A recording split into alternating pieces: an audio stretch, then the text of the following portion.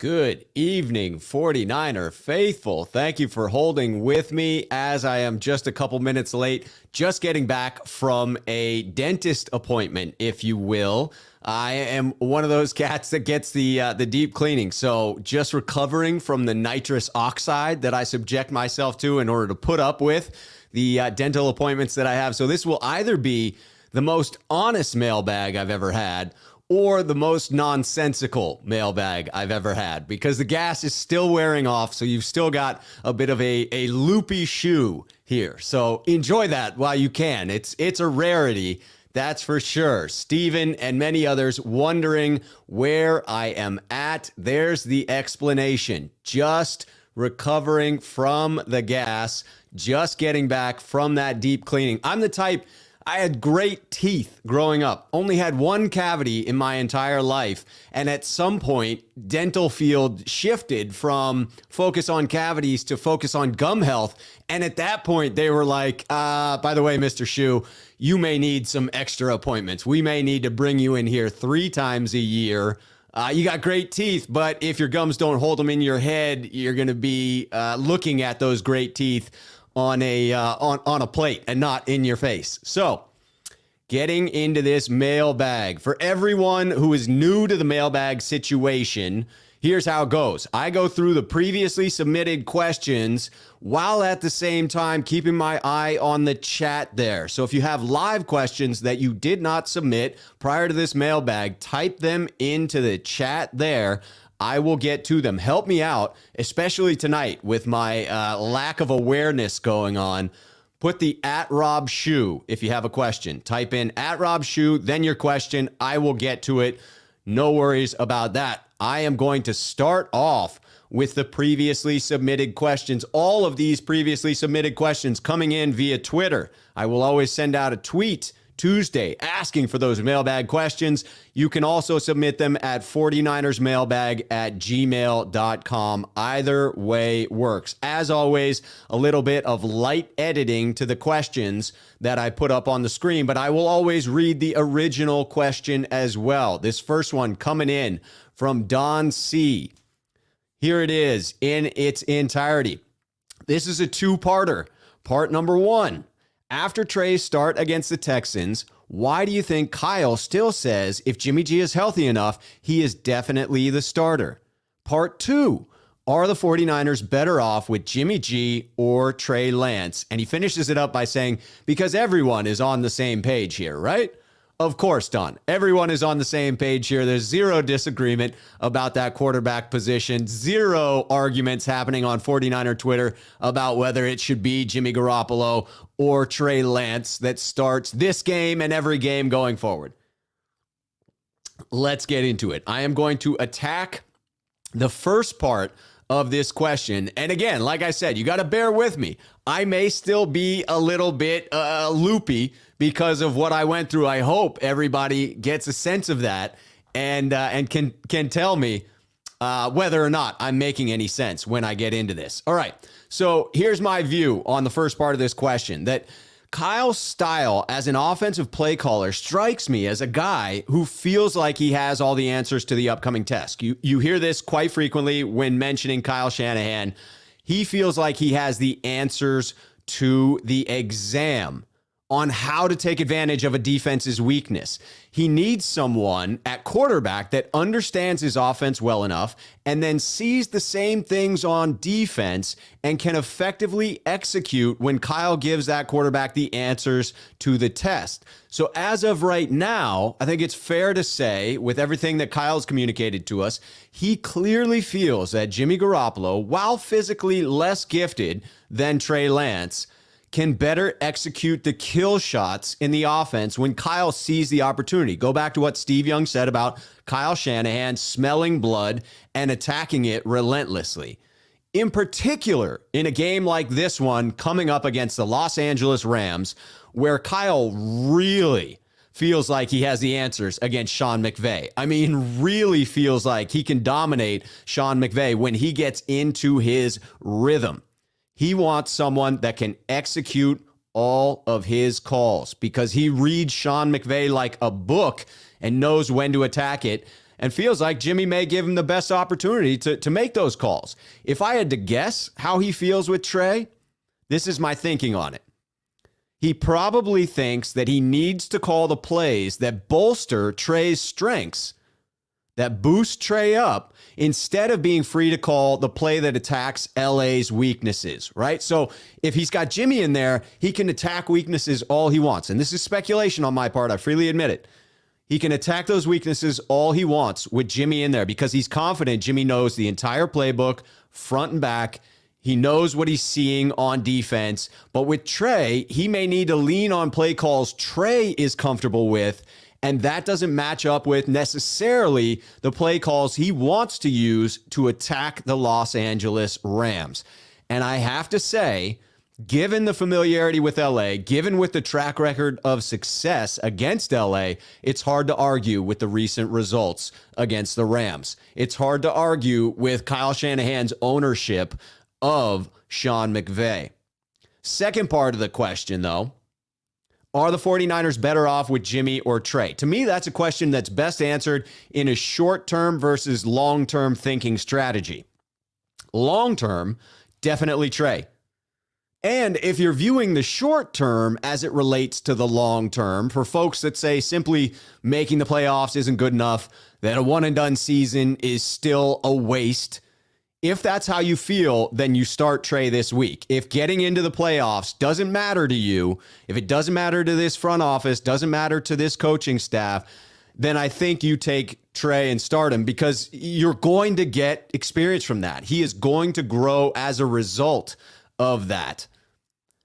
I would say I'm pretty sure that the 49ers coaching staff and the front office firmly believe getting into the playoffs is of paramount importance. That's why they continue to go back to mentioning Jimmy Garoppolo. It's entirely possible he won't be healthy enough to play. I mean, that is entirely possible, that this decision is taken out of their hands. No question that's a possible outcome here.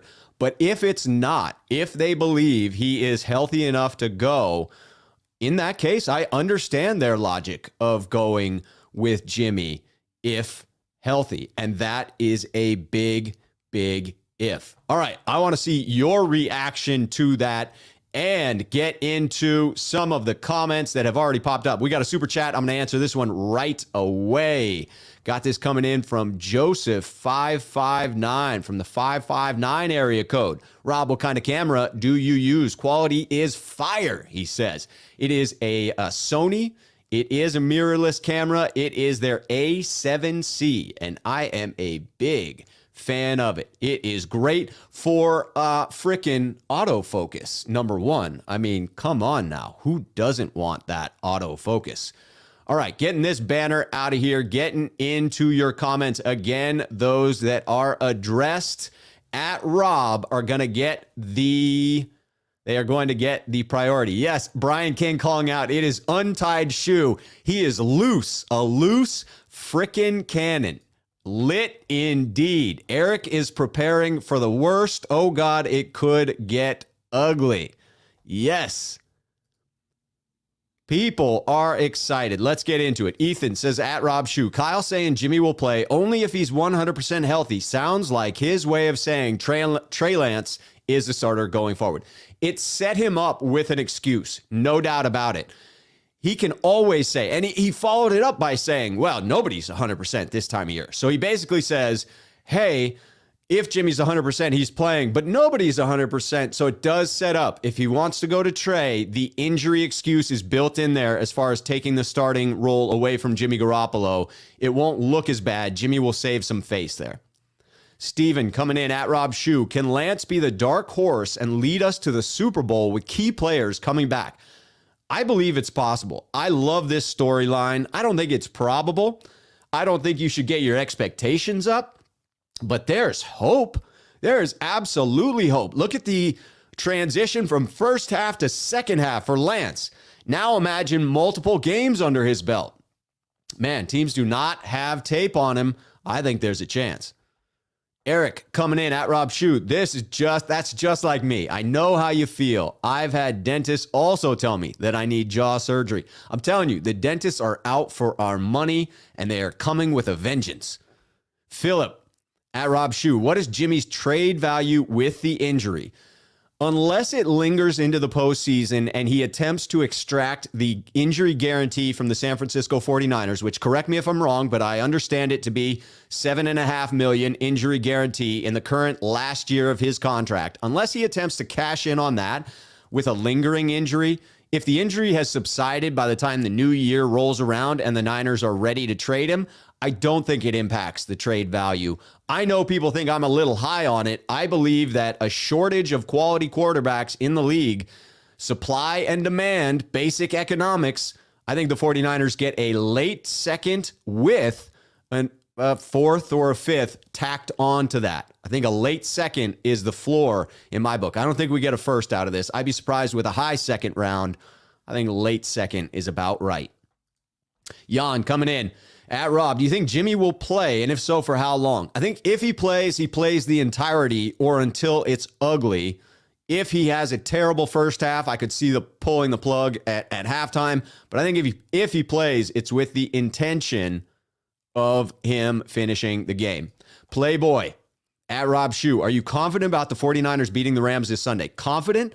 No, I have my doubts. I am very optimistic, but it's going to be a tough game. Just because we beat them considerably earlier this year, just because we have their number, I think that they are a very tough team. Truth told, not gold, not sold. At Rob Shue, we're going to win Sunday. Why? Because deep down, Stafford is still a Detroit Lion. Jimmy Ward would agree with you on that. Sean951, at Rob Shue, Trey will get start 1 of 2 at SoFi this year. Let's go. I love it. I love it. Shark coming in. Rob, my bro from another mama. Hey, what's up, Shark? How you doing? All right, Brian King, we're catching up here. Do you think, in your own opinion, that Trey Lance is up for this game, and do you think he can win against the Rams? Yes, I think he can. Who do I think gives the 49ers the more consistent chance? I would probably side with Coach Shanahan in saying the empirical evidence, the evidence that exists that we've beaten the Rams with Jimmy Garoppolo at quarterback suggests we could do that again. There is no evidence supporting that with Trey. Therefore, we're taking a larger logical leap there. I'm still comfortable with that leap. I believe that this team is capable of beating the Rams. I believe that they have the big brother mentality, and I believe they will have that regardless of whether it is Jimmy or Trey. However, if Kyle Shanahan feels better attacking this team with Jimmy, then I say give him Jimmy. Whatever makes Kyle confident in his play calling, confident in his ability to continue owning Sean McVay, give it to him.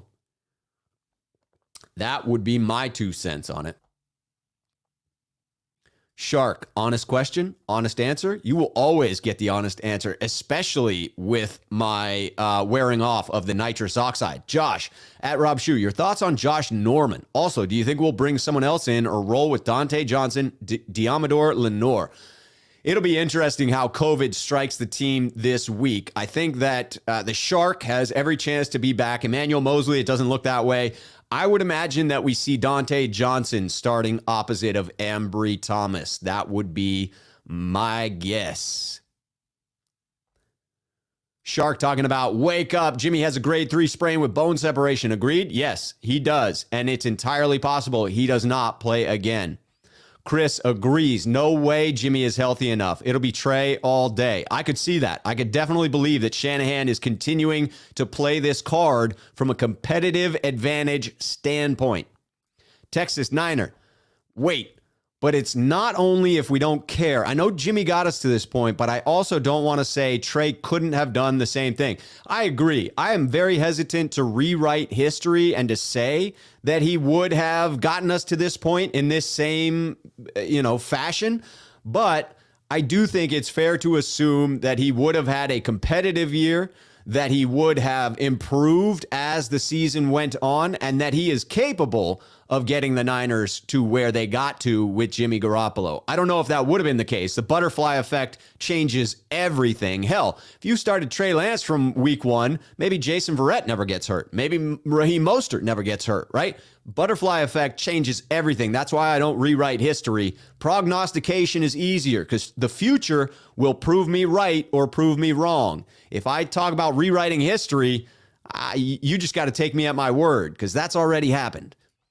Eduardo, just imagine 4 quarters of Trey Lance and Kyle on the same page and the defense playing lights out. 40-plus bomb. That's the dream. That's the dream. That is 2022 in a nutshell. Eric, the "oh God" was in reference to what you went through with your dentist. I can empathize. Thank you, Eric. Much appreciated. It is not fun, although far more palatable with the nitrous oxide. No doubt about it. I throw in the AirPods. I turn on some 70s classic rock, and I zone out. Let me tell you. Let me tell you. George Bailey. A part of me thinks the Rams are more nervous about playing us than we are of them. I think that's true. I think if you want to know how the Rams feel, think about when we go to play the Seahawks. That's how they feel. Zombieland, Rob, I'm questioning you, bro. What are you questioning me about? I need specifics. I can't follow along at this point in time. My brain is still moving slowly. Texas says, I don't hear Rob saying he wants Jimmy to start. Thank you, Texas Niner. I did not say that. Rob said he understands if Kyle picks Jimmy to start, if Jimmy is healthy enough to play. Texas Niner is hearing me. Texas Niner is understanding what I am putting down. Here we go. Saul Paul. I'm going Saul Paul. Correct me if I'm wrong. At Rob, will our secondary be the death of us? I thought so throughout this year, but DeMeco Ryans and the rotation at secondary, whether it is the veteran presence at safety, they have been serviceable. And the pass rush has been complementary. Maybe not dominant. Maybe not dominant on defense as a whole, but very, very good. I've been impressed at DeMeco Ryans' ability to cover up a subpar secondary, although I do think it's fair to say that most secondaries in the league are actually subpar. It's very rare to have an elite secondary, 2 elite corners in this league. Almost nobody does. Maurice at Rob, will the Rams be prepared for Trey? Nobody's prepared for Trey. We aren't even prepared for Trey. We don't even know how to freaking make use of the young gentleman just yet. So no, I don't think defenses are ready for it. They're not sure who he is. They're not sure what his strengths are. And I think that we can use that to our advantage. Ethan, if Trey starts, do you think Kyle will let him run the normal offense the whole game opposed to just a half?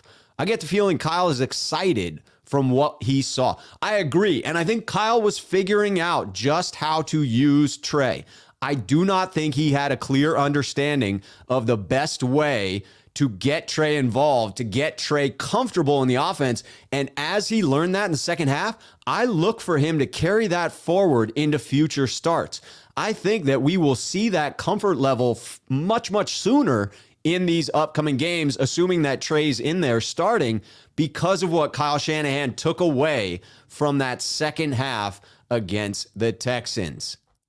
Felix says, what's up, Rob? We can win with Trey as QB1. Go Niners. Just positive, and I'm here for it. Chris Royal, one of our sneakerheads on the channel.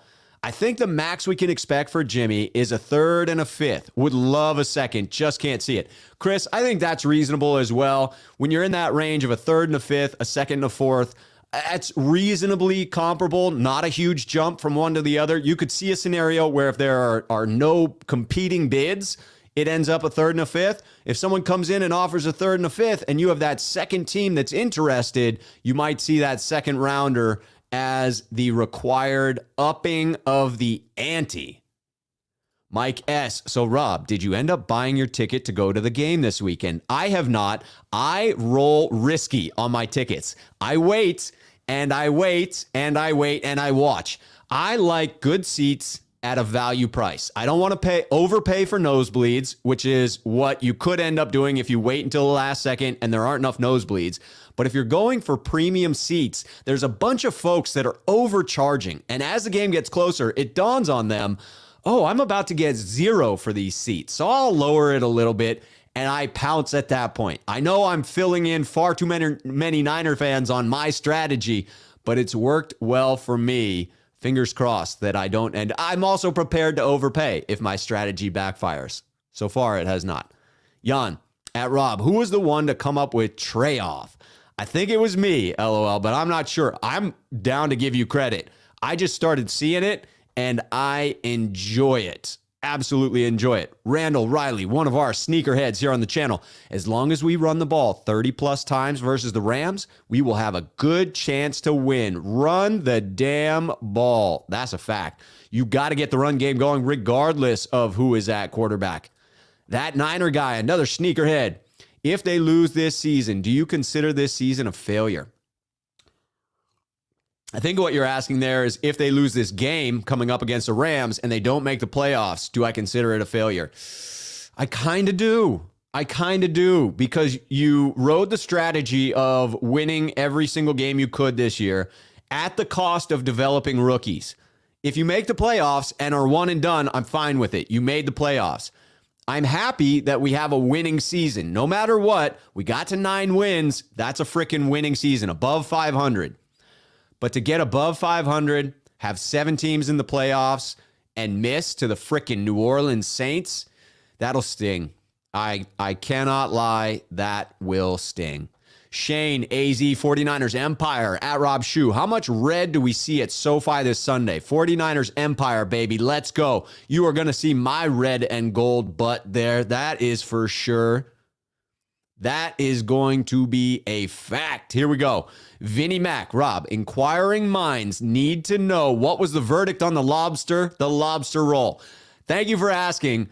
I gave it the sniff test and it failed. It was close. I thought about it, but then my better self was like, do you really want to spend the entire night dealing with food poisoning from bad seafood? No, forget the fact that it was some high quality lobster and just throw it away and wait until you can get the next batch delivered. So Vinny, I am healthy today because I passed on it yesterday. Thank you for asking. It was a tough decision though, a very hard decision. Texas Niner, at Rob, Trey Lance played great against the Texans team that has been trending in positive direction. Beating Chargers Herbert is not an easy feat. No, they were 3-3 over their last 6 games. That was not a scrub team. Brian King, at Rob Shoe, 49ers have always had good quarterbacks when heading in the playoffs. That is true this year as well. We got a couple of good quarterbacks. Sean 951. Then I'm getting to a couple of super chats. At Rob Shoe, thoughts on PFF rating our O-line at number 1 in run game and number 6 in pass blocking. Talked about that yesterday with Aaron of 49ers First Takes on the program and had to celebrate the offensive line unit as maybe the strongest one on the team. Maybe the strongest unit on the team. And that's wild. Freaking wild with Tom Compton at right tackle. Tommy Huxley coming in. Jimmy Ward is sick, he said. No, he's got symptoms? That's terrible. I think that might put him out. You got 5 days from positive test to get a negative test. I'm not 100% sure whether symptoms impact that. I have not read the new language from the NFL, so I don't want to speak out of turn here, but that would be disappointing news if Jimmy's got symptoms, if Jimmy Ward has symptoms. Brian Rivera.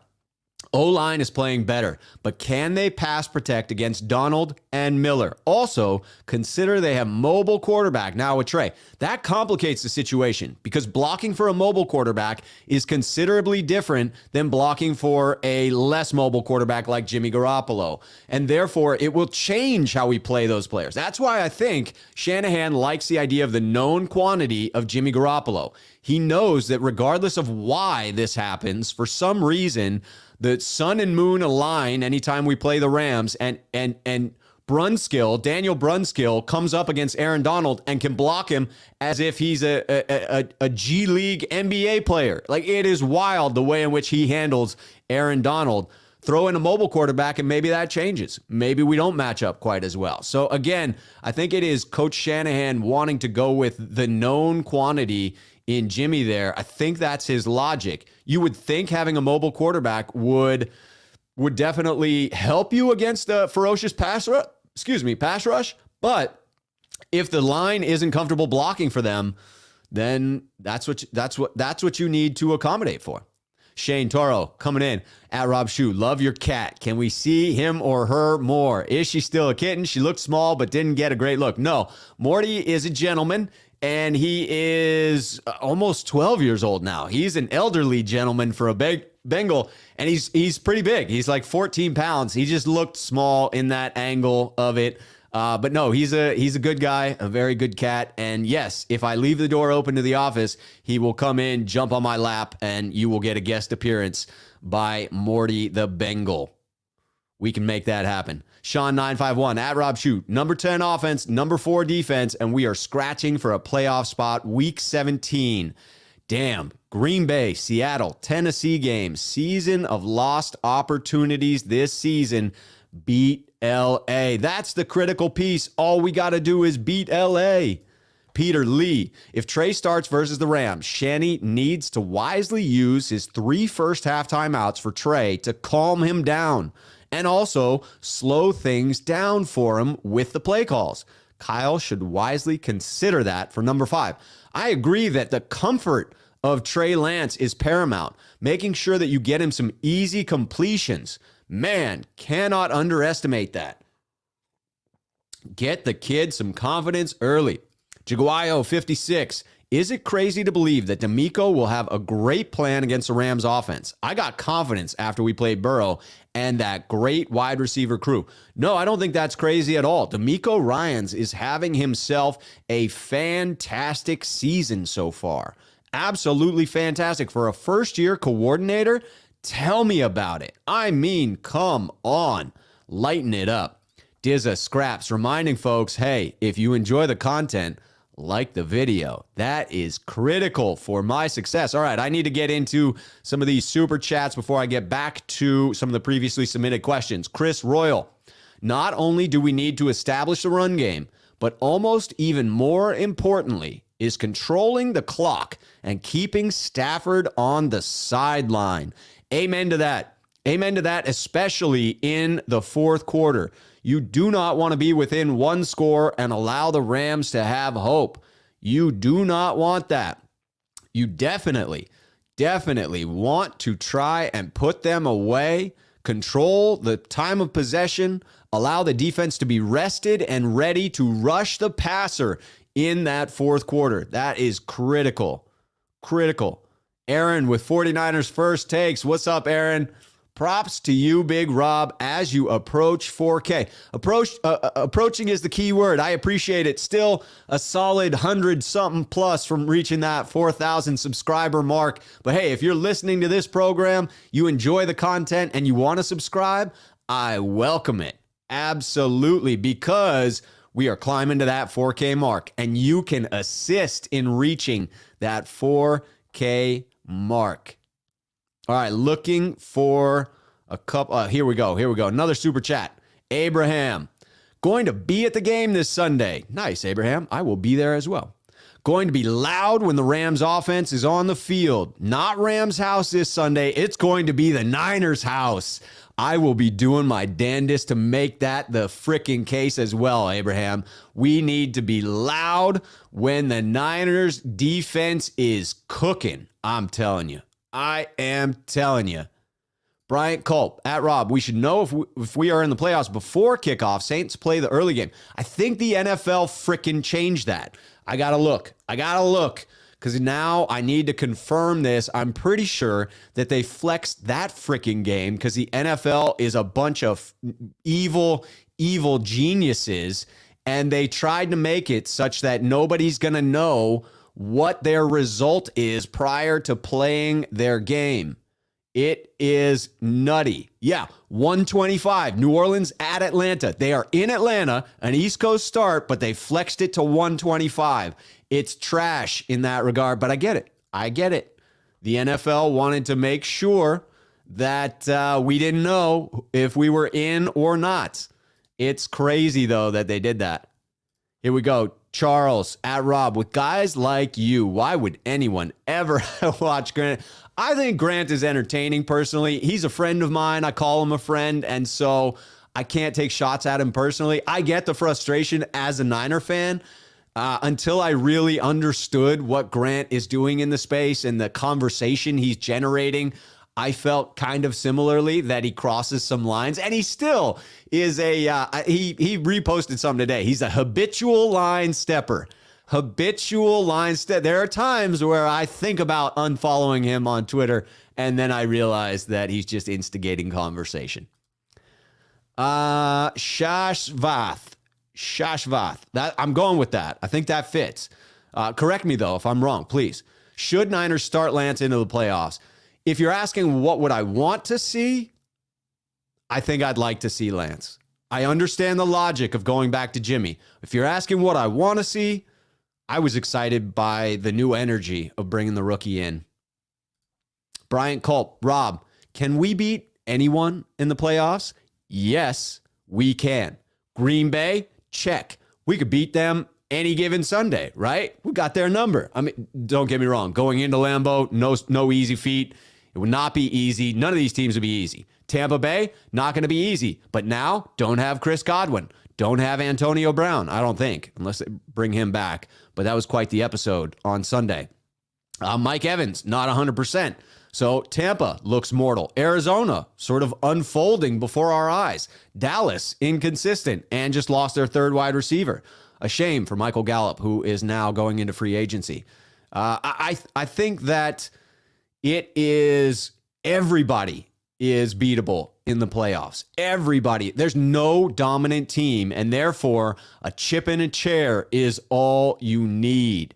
Absolutely all you need. I see a little bit of politics talk in the chat, and I ask respectfully to leave that somewhere else and not in my chat, because this is Niners. This ain't politics, and I don't know why we have to polarize everything. So, I ask respectfully.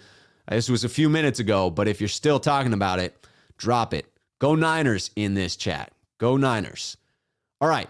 I am going to go back into some of the previously submitted questions before I get back to your current comments. Here is the second topic. With Trey taking over at QB1 and Jimmy leaving, who will be his backup? If we were going to make a real run at a Super Bowl, we need a seasoned backup, someone who can carry the team while Trey is out. We got to stop messing with young quarterbacks. We need a Fitzgerald or Flacco at QB2. Coming from I'm not faithful to the Bay. Clearly faithful to the Niners, but not faithful to the Bay Area. Whatever that's intended to mean, I respect it. So I think you meant Fitzpatrick and not Fitzgerald, although I wouldn't be surprised if Fitzgerald could play quarterback reasonably well as well. I agree 100% with this line of thinking that you must have a quality backup. I think the Niners do not have enough draft capital to waste a high pick on a backup, so you're not looking for a rookie to back up Trey Lance, and I think that was your point anyway. Don't take a young guy, bring in a veteran. When I look at it, who are the cheap veterans that we could afford? The Niners are cash strapped up against the cap. Looking at the list, Fitzpatrick or Dalton would work, but those guys are not top of my list. Fitz brings a weird energy with him, like a vibe that people kind of want him to start, and I think with Trey, you don't want any of that. You don't want anyone calling for Fitz magic or any of that crap. And then I don't think Dalton is worth his price tag. He's slightly more than the other veteran quarterbacks, but hasn't really delivered on some pretty decent teams where he's been the backup. Then I stumbled across Nick Foles. There's some mystique there, but he's still not one of my first picks. My picks in order are Tyrod Taylor, Jacoby Brissett, and Teddy Bridgewater. I would go for one of those three guys to bring in to back up Trey next year. Tyrod Taylor, I love his personality. I love his team-first attitude, and he does have some limited mobility. A very capable backup. Just has been, every time he comes in to start for a team, he ends up getting dinged up, and then the guy who was the incumbent starter behind him comes in and claims the job. It's just been bad luck for Tyrod Taylor. I mean, look at the Justin Herbert situation. Guy gets poked in the lung, can't get that out, and pre-game and had to sit, and Justin Herbert comes in and never relinquishes control. That was a San Diego team, an LA Charger team, that could have gone somewhere. He could have had a good season, but fortune just didn't favor him. Jacoby Brissett, similar vibe, love the personality, has that limited mobility, is a reasonable thrower. Teddy Bridgewater seems like an ideal backup type of quarterback. The problem for me with all three of these is that any one of them could be viewed as a starter level quarterback, a bridge quarterback for one of those lesser teams in the league, one of those teams that needs a starting caliber quarterback. And so they may end up being priced out of the 49ers price point because of that. So we shall see. That's a question that remains to be seen. We got to wait and see who actually hits free agency. But those would be my three with Tyrod Taylor at the top. Getting back in to see what you all think of that and what are your questions for me. Again, hit the @RobShoe as you see people doing in these comments here. Truth told, not sold, says @RobShoe. Give your name something to play with. Like Sneakerhead? Can I get a shoe tang? Shoe tang. All right, I will give that some thought. We need a little flair here, according to Truth Told, Not Sold. Vinnie Mac, @Rob. For a second, I almost read @Rob Stafford. Stafford is just Jimmy with a big arm. He will make bad decisions and throws picks. As long as the line can get pressure or defensive backs will make plays. I think it is our defensive backs will make plays. Just saying. Vinnie Mac, I think you're right about his tendency to throw some picks. We've got to be able to capitalize on that. Guy, how critical do you think it is that we take a lead in this game? Very critical. I will talk about starting fast as one of the topics that I go through in this show a little bit later from a previously submitted question. Peter Lee, @Rob, Niners versus Rams will be Fox's America's Game of the Week. Joe Buck, Troy Aikman, and Aaron Andrews, their A-team, is on call for the game's broadcast this Sunday. Excuse me, and deservedly so, Peter. This is a frickin' top-notch game. Brian, Shootang Clan ain't nothing to muff with. Shootang Clan ain't nothing to muff with. Shashvath, actually, your pronunciation was spot on. Man, I am thrilled with that. I hope I repeated it again, because sometimes I start thinking and I overthink frickin' everything, which is a tendency for me. Smooth trucking, @Rob, listening to you as I'm trucking through the mountains. I appreciate the content. We can beat any team if we play a solid game. Go Niners. Listen, I was listening to Truckin' on my AirPods as I was gassed up at the dentist's office. And there were some lyrics in there that I felt applied to the San Francisco 49ers season so far. You just reminded me of it. I'm going to see if I can't tell what it was that really caught my eye about it. It may take me too long. If I remember what the lyric is, I mean, basically what a long, strange trip it's been sums up this season, does it not? That wasn't the line that really got me, but that one was true as well. What a long, strange trip it's been and continues to be. Waruna, Sneakerhead, I would start Jimmy if healthy against the Rams. I am a Trey fan, but developed Trey train has left the station. Yeah, I don't think that one game, I mean, a week of practice will do him a lot of good. He should get the practice no matter what, because, you know, at this phase of Jimmy's career, the rest for his thumb is more important than the practice this week. So practice for Trey, get him ready. But again, that one game of that one game of experience versus winning and going to the playoffs, I'm choosing winning and going to the playoffs. That is my priority. If the 49ers, if Kyle Shanahan believe Trey gives him that better chance, boom, make that decision. Mook the villain, loving the Jerry Rice hoodie. Jerry loves it too. We need to get Jerry on the program. Anybody know Jerry's phone number? I'm going to shoot him a text after this. Shane is trying to say Colt McCoy. Oh, as a backup. Is he going to be available? I didn't see him on that list. I would gladly bring in Colt McCoy as a suitable backup if he is not signed through next season. Ash family is with me on Tyrod Taylor. Ooh, Mariota. I think he'll be priced out. I just don't know if we will if we will be able to afford Marcus Mariota. Here we go. Shark saying, Rob, do you believe what doctors said? Jimmy has grade 3 sprain with bone separation. Yes, I do. But the severity of that tear and of that bone fleck could vary. I'm sure that there's a wide variance for grade 3 sprains, but I will touch on that a little bit later as well. Got a question about whether I believe it or not in the previously submitted questions that I'm going to be getting to. Looking for any of the @Rob shoes here before I go back to some of the previously submitted questions. People having some good chat going on in here. I appreciate that. Every time I see respectful banter back and forth, I love it. DL Coleman @Rob. Kyle is going to get a backup who has seen his playbook before. He does have a tendency for that. But who's left in the league that he can really bring in that hasn't already been here? That is a good question. Eduardo @Rob. Who would you rather see the Niners play the first round of the playoffs? If I got to choose, it would be one of the division rivals. It would be Arizona or LA because that is less travel time for the 49ers. And I think the fewer miles that the Niners travel, the better, because it's going to take some long road trips in this playoffs. They are going to need to go through Green Bay, most likely, as Green Bay is setting up to be that 1 seed.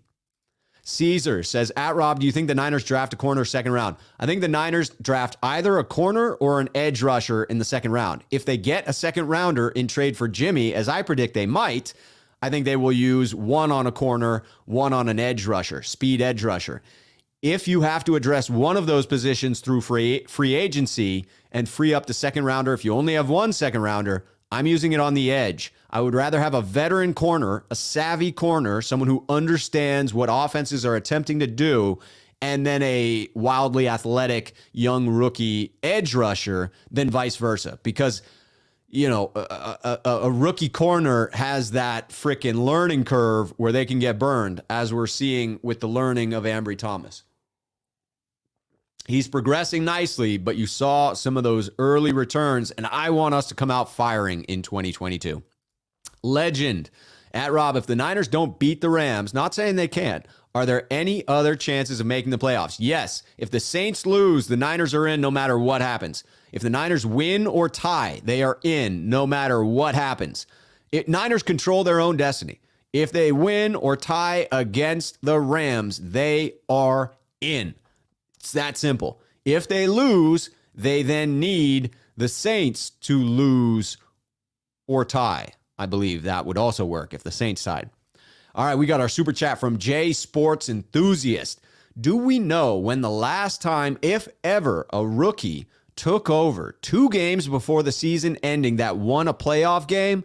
I hope the kid Lance succeeds. You know, I'm not sure about that. You could go back, I'm sure, and look at if you Googled rookie quarterbacks winning playoff games, I'm guessing that would pop up. That's so specific. Someone having just played the last 2 games of the season and then winning a playoff games. I'm guessing that's never happened, but I would think that there's been a rookie who didn't start at the beginning of the year, that came in mid-season and also started a playoff game and won. But I will Google that. That is an interesting one to do. Omar wants Cam Newton. I saw that one out there. I'm just not sure that Cam fits well as a backup. I think he still wants to be a starter on a team. And I'm just not sure that his mentality of wanting the attention, of wanting to be the quarterback of the offense, of wanting to be the center of attention is, I don't know a better way to put it. I don't mean it to be minimizing of Cam. I'm not trying to insult him. But I do think he possesses a certain personality type where he does want to be the man. And I can't blame him for that, given his past success. I just don't know that he's a great backup personality to have. You don't want people calling for the backup if Lance struggles. That is an awkward situation. And you don't want a backup who might fuel that fire in some way, shape, or form as well. Sal @Rob, I've been very pleased with Ambry Thomas's growth despite starting only 3 games. Do you believe we will see Thomas on the opposite side of Mosley throughout this year? Yes, I think we will see Mosley Thomas and Mosley. If you're talking about 2022, I think that will be up to whomever they bring in. There will be true competition between someone they bring in, either a draft pick or a free agent that they acquire, and those two. I think E-Man and Ambry Thomas will go in, penciled in as the left and right starting cornerback, and then whomever they bring in will be to compete for one of those starting spots. Unstable Productions. Rob Shue, have you seen Kittle's mic'd up opinions on his relation with Trey? I haven't. I need to go watch that.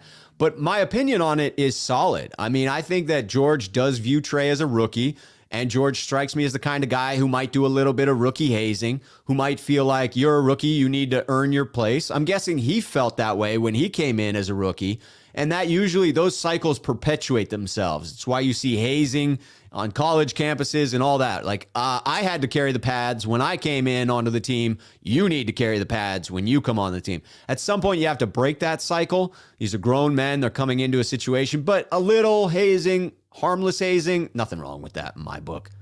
So I think that's what you're seeing mostly. I think the relationship strikes me as a good one from my observation. D-Nom says, is anyone else tired of Kittle's attitude towards Trey? He can't not mention Trey being a rookie in any compliment. Good for a rookie. I do think that goes back to that hazing a little bit. It doesn't bother me, but I guess I get it. I understand why that might frustrate you. All right, going back into a previously submitted question. Got to get through these as I am catching up on your comments. Here we go.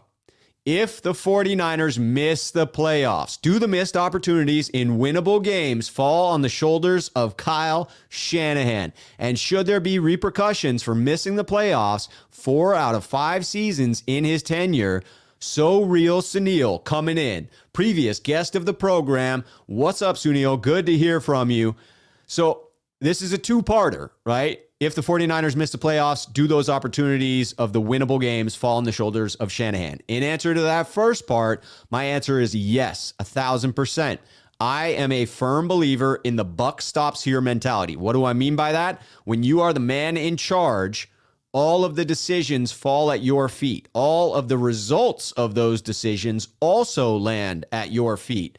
You have to accept responsibility for being the one that makes the final call, and then accept responsibility for that outcome of the decision you made. So Kyle Shanahan made a series of decisions, and that means that he has to live with the consequences. I believe the man in charge in SF is definitively Shanahan above all else. So failed personnel decisions fall at his feet, not just the coaching decisions. I think the failure this year was the duality of pursuing Jimmy and Trey coexisting on the same team. I think that was a failed strategy to begin with. Because the opposite would be, could have built up the roster, could have dumped Jimmy, brought on a bridge quarterback, probably fairly similar results, perhaps minus the playoffs. But in this scenario, Sunil is asking that we imagine that the Niners missed the playoffs anyways, but you would have had substantially more experience for Trey. He didn't need to start right away. He could have started after the bye. That's what the bridge quarterback would have been for.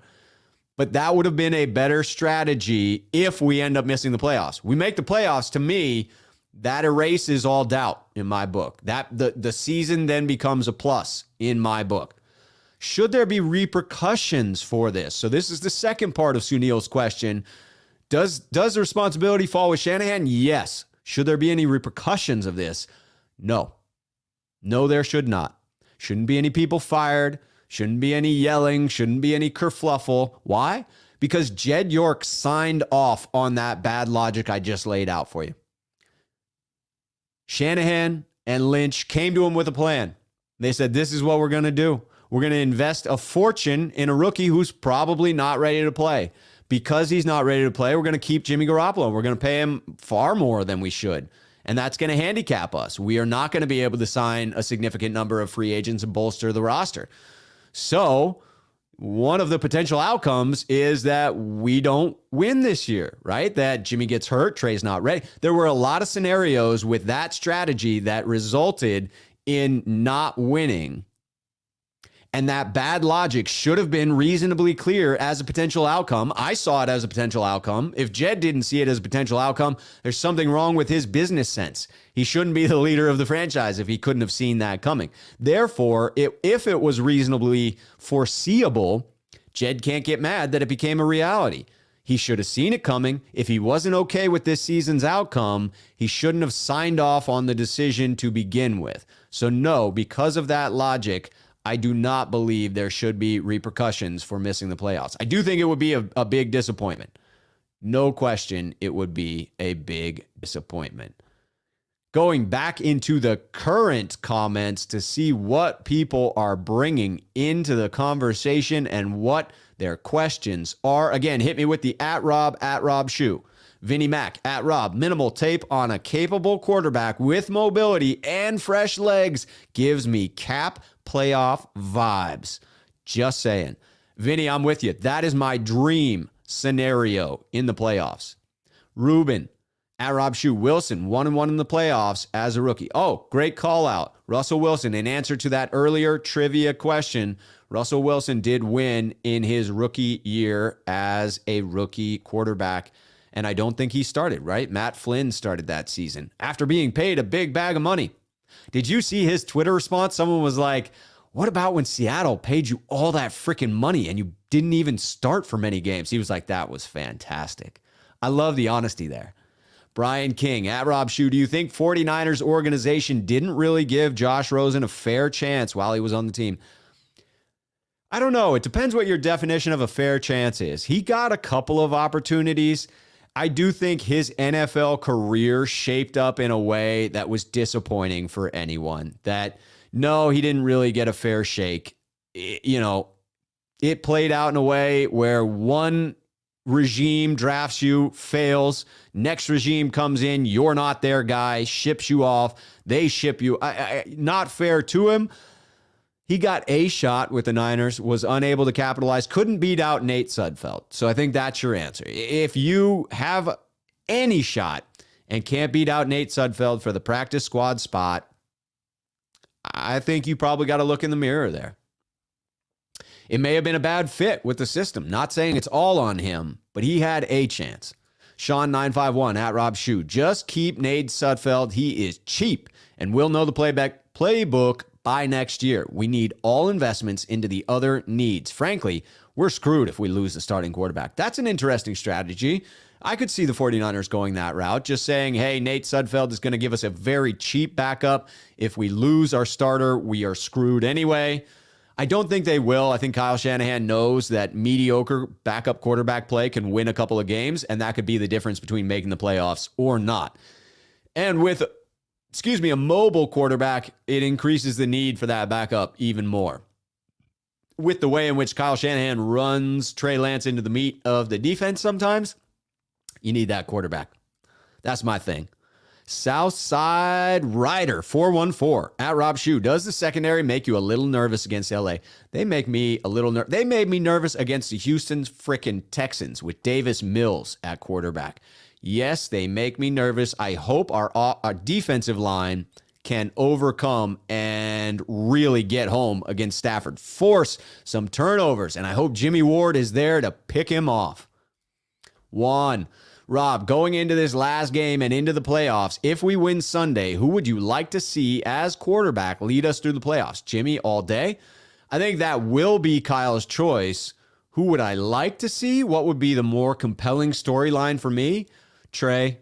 I think he's more exciting, but I'm not against Jimmy starting. I'm not opposed to either one, and I will support either one. It's very important for me to say that if you're asking for my honest opinion, like I said, still got the laughing gas residing up in the noggin right now. I'm going to be honest. Which one do I get more excited about seeing? Trey, because it's the unknown. I know what we have in Jimmy. I know exactly what we have in Jimmy. And why I'm comfortable with him starting is I know he's capable of winning games within Shanahan's offense. I know he's capable of executing some of the answers to the test that Shanahan provides. Vinnie Mac, @Rob, call me crazy, but maybe, just maybe, Banana Hands was trying to keep the Lance tape in his real offense to a minimum. That's why he didn't unleash it until the second half. Chess, not checkers. I think you can hope that, but they have needed a lot of wins this year and have not pulled anything out of the bag. And therefore, it makes me wonder if he's holding anything back. I don't think so. I think he just struggled getting comfortable calling plays for Trey. Would a man at Rob Shue. Lance has 3 of Debo's 6 receiving touchdowns. Man, that's a good stat. Interesting stat as well. Could just be small sample size, but interesting stat. I mean, he pushes it downfield. No question. Lance pushes it downfield in a way Trey does not.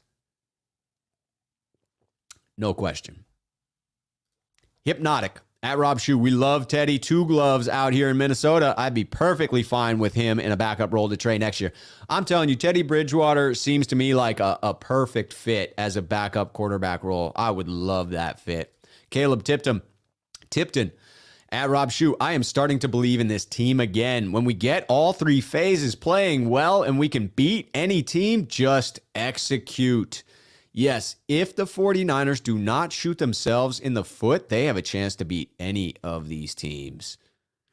Caleb at Rob Shue. Winnable games? Every game this year has been a winnable game. Fair point. Schmerica G says, so if Kyle would be let go, who would be your dream head coach? Jim Harbaugh. Bring him back. Bring him back. I don't think Kyle's going anywhere, nor do I want Kyle to go anywhere. But Jim Harbaugh was one of my favorites, and I hear he's considering coming back to the NFL. Not that the Niners could make that happen. They burned that bridge. Thank you, frickin' Balky. But yeah, that would be my dream. Vinnie Mac at Rob. Maybe if Trey makes a Kittle t-shirt and wears it, George might like him more. George loves Jimmy. I still have my Kittle t-shirt. I would loan it to Trey for that purpose. Mook DeVillain at Rob. What do you think about us picking up a former first rounder, Darquez Denard? He's been added to the practice squad. Kyle loves practice squad free agents. Shaking my head. That's an interesting one. I think that's probably COVID related just to have depth. I mean, the Niners have 6 men on the COVID list right now? There's a chance all of them come back, but they did need to add some depth. And I'm guessing that was just a depth signing. Jan saying, Matt LaFleur's record is way better than Shanny's, although he does have Rodgers. Yeah, I think that's more of a big brother, little brother type of a scenario. Sean951 at Rob Shue. There was 0 chance Jimmy G was not playing this year. If he would have shipped Jimmy G out and Trey was not good, Shanny would have lost the locker room. He's banking on Trey being good 2022. Yeah, that would have been my stance, that if you let Jimmy go, the only way you do it is securing a bridge quarterback, somebody who could have come in and started for the first half of the season. And I'm sure that the 49ers considered that, and it may have just been a lack of offers for Jimmy that prevented them from doing that. If the rumors are true, they didn't get that second round offer until in the draft, and then it was too late to pull the plug. All the backup quarterbacks had been signed by that point in the draft. Chris Coast at Rob Shue. Not to compare our quarterbacks, but I think Jimmy gets sacked 3 more times if he was playing last game. Trey's legs saved us a couple of plays, and I see that happening next week with Trey as well. Could be. He definitely eluded some sacks against the Texans. At Rob Shue, I heard Patriots offered a second round for Jimmy prior to the draft. Knights turned it down. Yes, but that was too late. Once you got to the draft, all those backup bridge quarterbacks were signed. You could not abandon ship. You had committed to Jimmy at that point. The failed strategy had already been executed when you reached the draft. Yes, indeed. Sean951, got to disagree here a little bit. Wilson was carried by number 1 defense and great running game. Wilson is way overrated. Yes, he was. The first part, totally agree. He was carried by a number 1 defense and a great running game. Wilson being way overrated, I can't get on board with that. I seen the man stab teams in the back just out of nowhere. Fourth quarter comebacks. I got to respect him. Got to respect his game. Ned Goodwin at Rob. We can go back and look at those losses. 6 points or less. If we could have won 1 or 2 of them, we wouldn't be in this situation. So true. Unfortunately, we didn't. Matthew Mears at Rob Shue. Enjoy the game this week. That stadium is really nice. Bring home the win. That's my intention. I am snatching that win and bringing it back to Portland. That is the goal. Chris Coast at Rob Shue. Not to compare quarterbacks, but I think Jimmy. Oh, we got to that one already. All right, here we go. GD5 says, at Rob, seems like the best backup would be Foles. Knows his role, good arm, excellent playoff experience, and affordable. I don't know why I don't like Foles. I feel like he gets a little bit of that overrated vibe because he was able to come in and compete and win that Super Bowl. But maybe I'm holding on to some unconscious bias there. Xavier, Rob, can you see Jimmy playing for the Steelers? Yes, that is my destination of choice for him.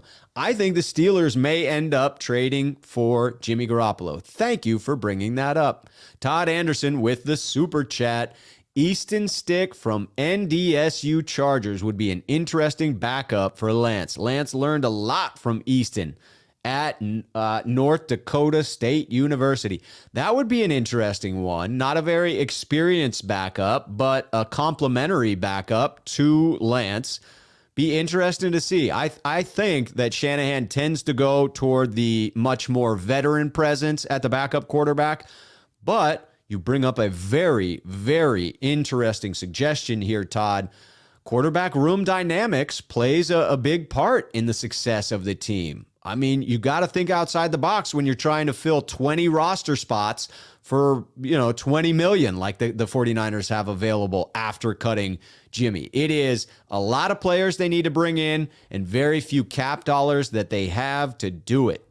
Diego at Rob, if we get in the playoffs, can we be really dangerous? Lots of teams won't want to play us.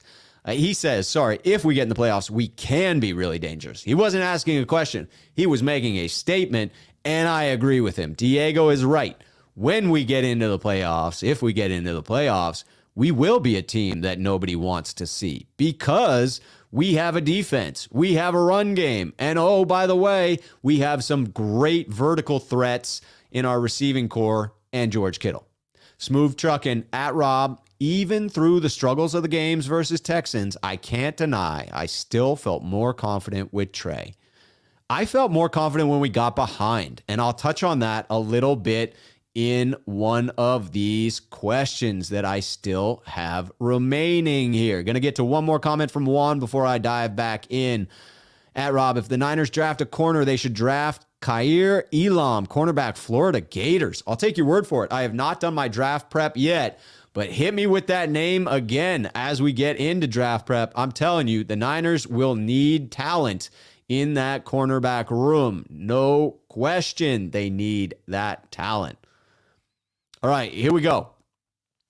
I know all eyes are on Sunday, but to jump ahead to the offseason, if we could only re-sign one of Bosa.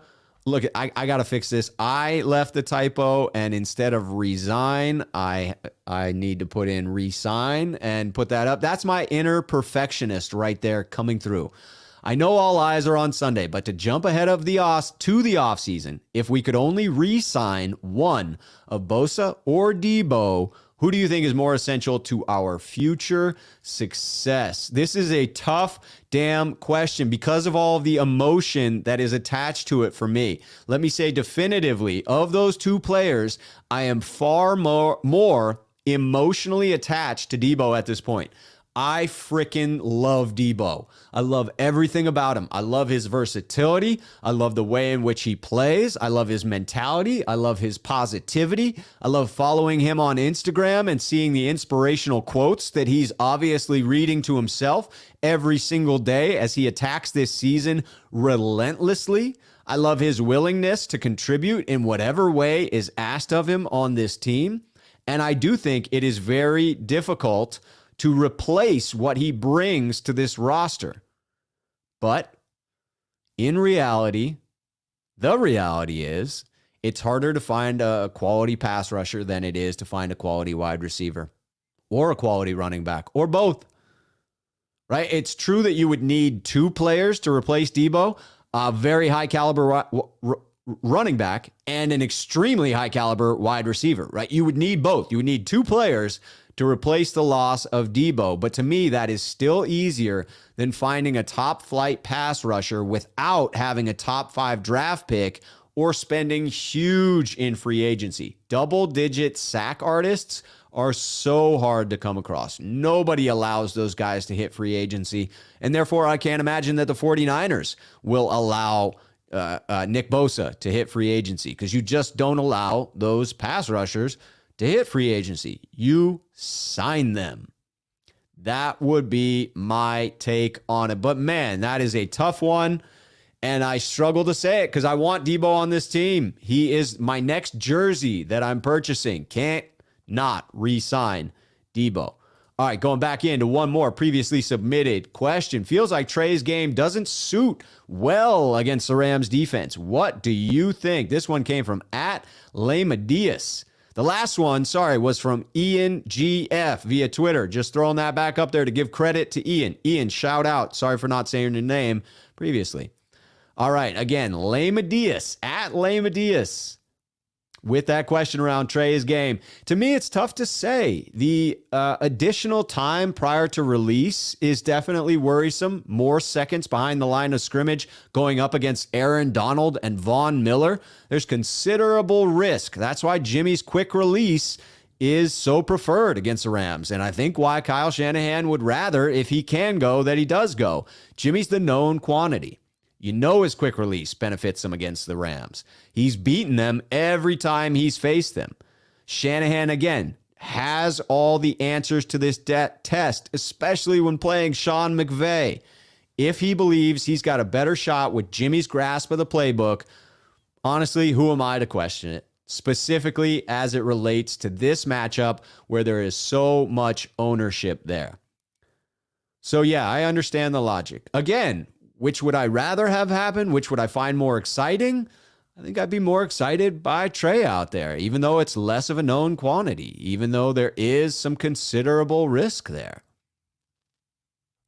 Vinnie Mac coming in @Rob. Can't wait till Wilson goes elsewhere next year and gets out of our division. Man, that will be sweet. Hopefully he's not replaced by someone equally deadly. Hopefully if Pete Carroll is out, he's not replaced by the coach that I just named earlier. I'm not even going to say that because I don't want to put it out there. Sean951 @Rob Shue. Our linebacker group plays fast, and notice no screens the past few games. Quick wide receiver passes, and we are all over them. Rams love those against us for some reason.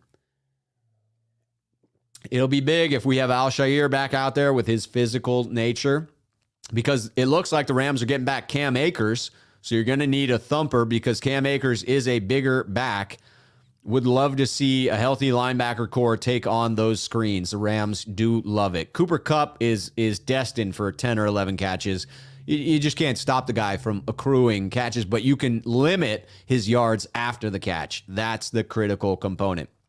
Unstable Productions. Rob Shue, what would we want from the Steelers in return for Jimmy Garoppolo? I'm guessing this is in connection with our earlier comment about potentially Jimmy being a fit with the Steelers organization. Again, I'm sticking with that late second rounder. The Steelers are probably middle of the pack, somewhere in that 20 range. Once they do either win or lose this last game, they're 8-7-1 right now. So they'll be above the middle of the pack. So that's a reasonable second rounder. I'd take a third as well. I'm not picky. I'll take anything. Sean951. The Steelers have no O-line. Fragile Jimmy G will break in the cold over there against Garrett and those D-lines in the AFC North. Let's be fair. Jimmy is originally from the Midwest, right? Cold weather is not going to faze that dude. You may think he's a soft California guy because he's been in California for a few years, but the time in New England, growing up, outside of Chicago, those are not easy winters. I'm guessing he'll be okay in that cold. And then I don't see him as soft. I do think that it's a question.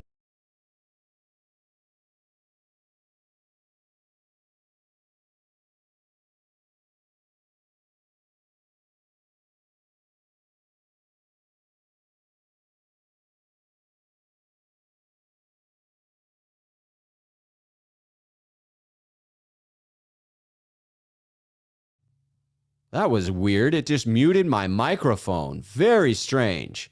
Very strange indeed. All right, I'm back. Making sure that people can hear me. Hit me with the I hear you. just to make sure that we are back on, ladies and gentlemen. Let me get back to that question and try to pick up my train of thought when I realized that I got muted out of that.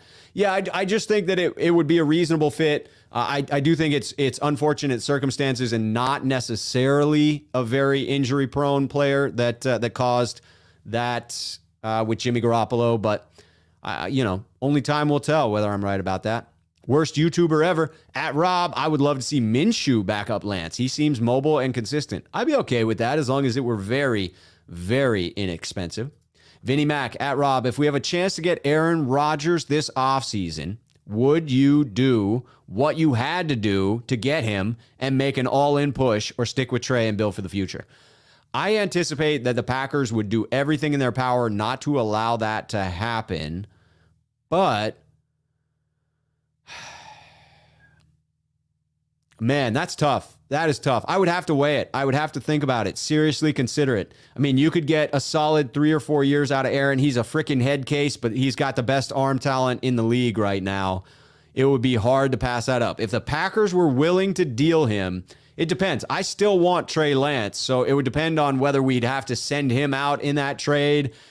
I think you'd have to, right? Because you'd be looking at 3 or 4 years of Aaron Rodgers, and you'd be through Trey's rookie contract. Tough to say. I would need to mull that over considerably. HR with a backhanded compliment. I'm here for it. Rob, you're not an idiot, which I can't say for some of these other podcasters. Thank you, HR, for that ever so kind compliment that I'm not an idiot. You heard it here first, ladies and gentlemen. HR has proven it. It doesn't seem like a very HR-friendly comment, if I've got to say.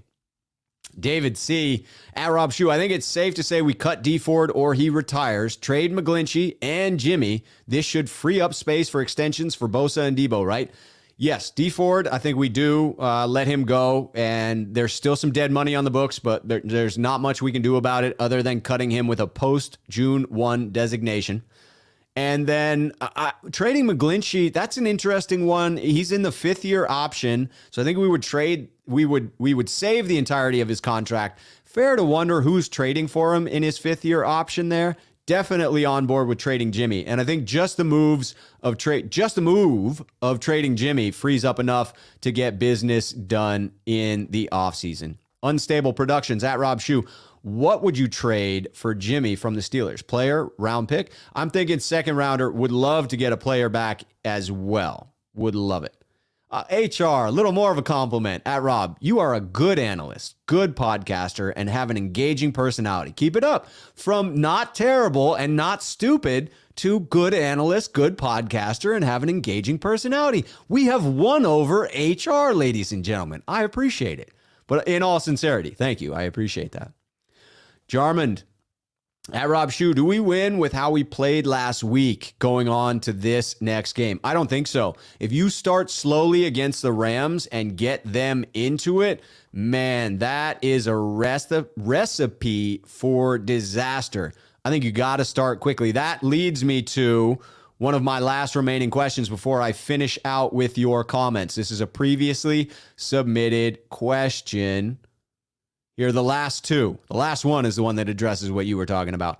But here we go. Do you think the Jimmy injury is that bad to where he can't play, or is he dumping on the team? That was the original question. I interpreted it to mean too tall. What you meant to say, do you think Jimmy's injury is that bad to where he can't play, or is there a chance he's bailing on the team? I don't mean to put words in your mouth. So if you didn't intend for the second part of the question to be, is Jimmy bailing on the team, please let me know in the comments of the video if you're not here in the chat. But that's what I interpreted it to mean. I totally believe that the injury is real. I do not believe that Jimmy would quit on his teammates. I do believe national reporters, when they come in and say that it's a grade 3 tear with a partial fracture, right? That fleck of bone, whatever you want to call it, some bone has been ripped off by that portion of the tendon that came off. And yes, that information is probably coming from Jimmy's camp, and they are putting that out there to defend the fact that he's not playing, but it doesn't mean that it's not real. I don't think you would put out a medical issue that is going to potentially impact your next contract, your ability to earn millions of dollars if it weren't real. So I do think it's real. I can't suss out any reason to fake that. And I don't think that anyone on this team has ever questioned Jimmy's leadership. There are vocal leaders in this locker room that I would expect to speak up if they felt that way, and they have not. Only positive things to say about Jimmy Garoppolo, his leadership in the locker room. The way in which he's handled this horrible situation of getting his legs cut out from under him, I think he's been a good teammate to this point. You could potentially question Jimmy's tolerance for pain, but I don't support questioning players' toughness. I'm just not on board with that. Not that that's what's happening here with Too Tall. Too Tall isn't questioning his toughness. He's just asking, is it possible that that's the interpretation? And I would say this, that you don't make it in the NFL if you're not tough. It is an incredibly violent game.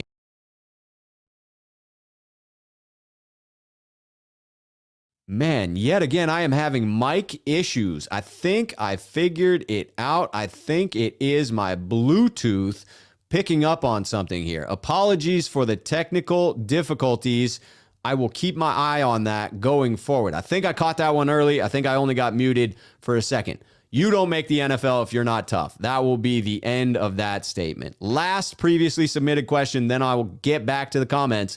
Do the 49ers need to start fast offensively to beat LA? Yes, but it also depends upon who starts this game. I'm much more comfortable with a slow start from Trey. Trey offers those chunk plays that make me more optimistic that we can overcome a deficit. With Jimmy, the offense this year has been best when it's methodical. Those long 15-plus play drives that just chew up clock. Those are much harder to execute if you fall behind, harder to execute when you make mistakes. Trey's ability to hit the shot plays leaves more wiggle room for a bigger comeback.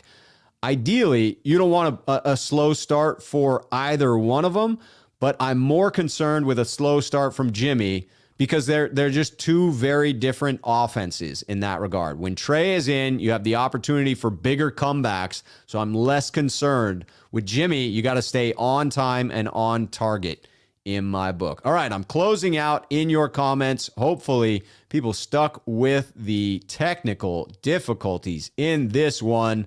Again, I will say out there, hey, if you're here watching and you enjoy the content, please do hit the like button. If you're not subscribed, please do consider subscribing if you enjoy the content, because I like having the interaction here.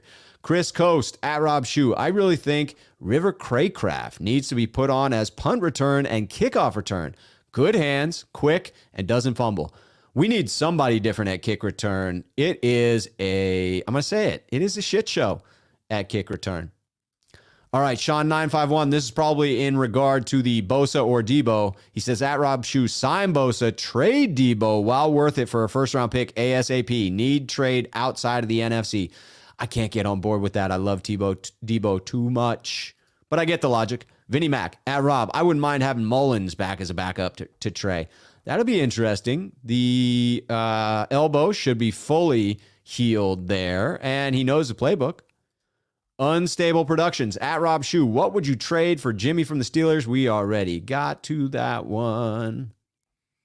Sean951, I really think the Rams offense is not as potent as everyone thinks. Scored 10 points last game against us.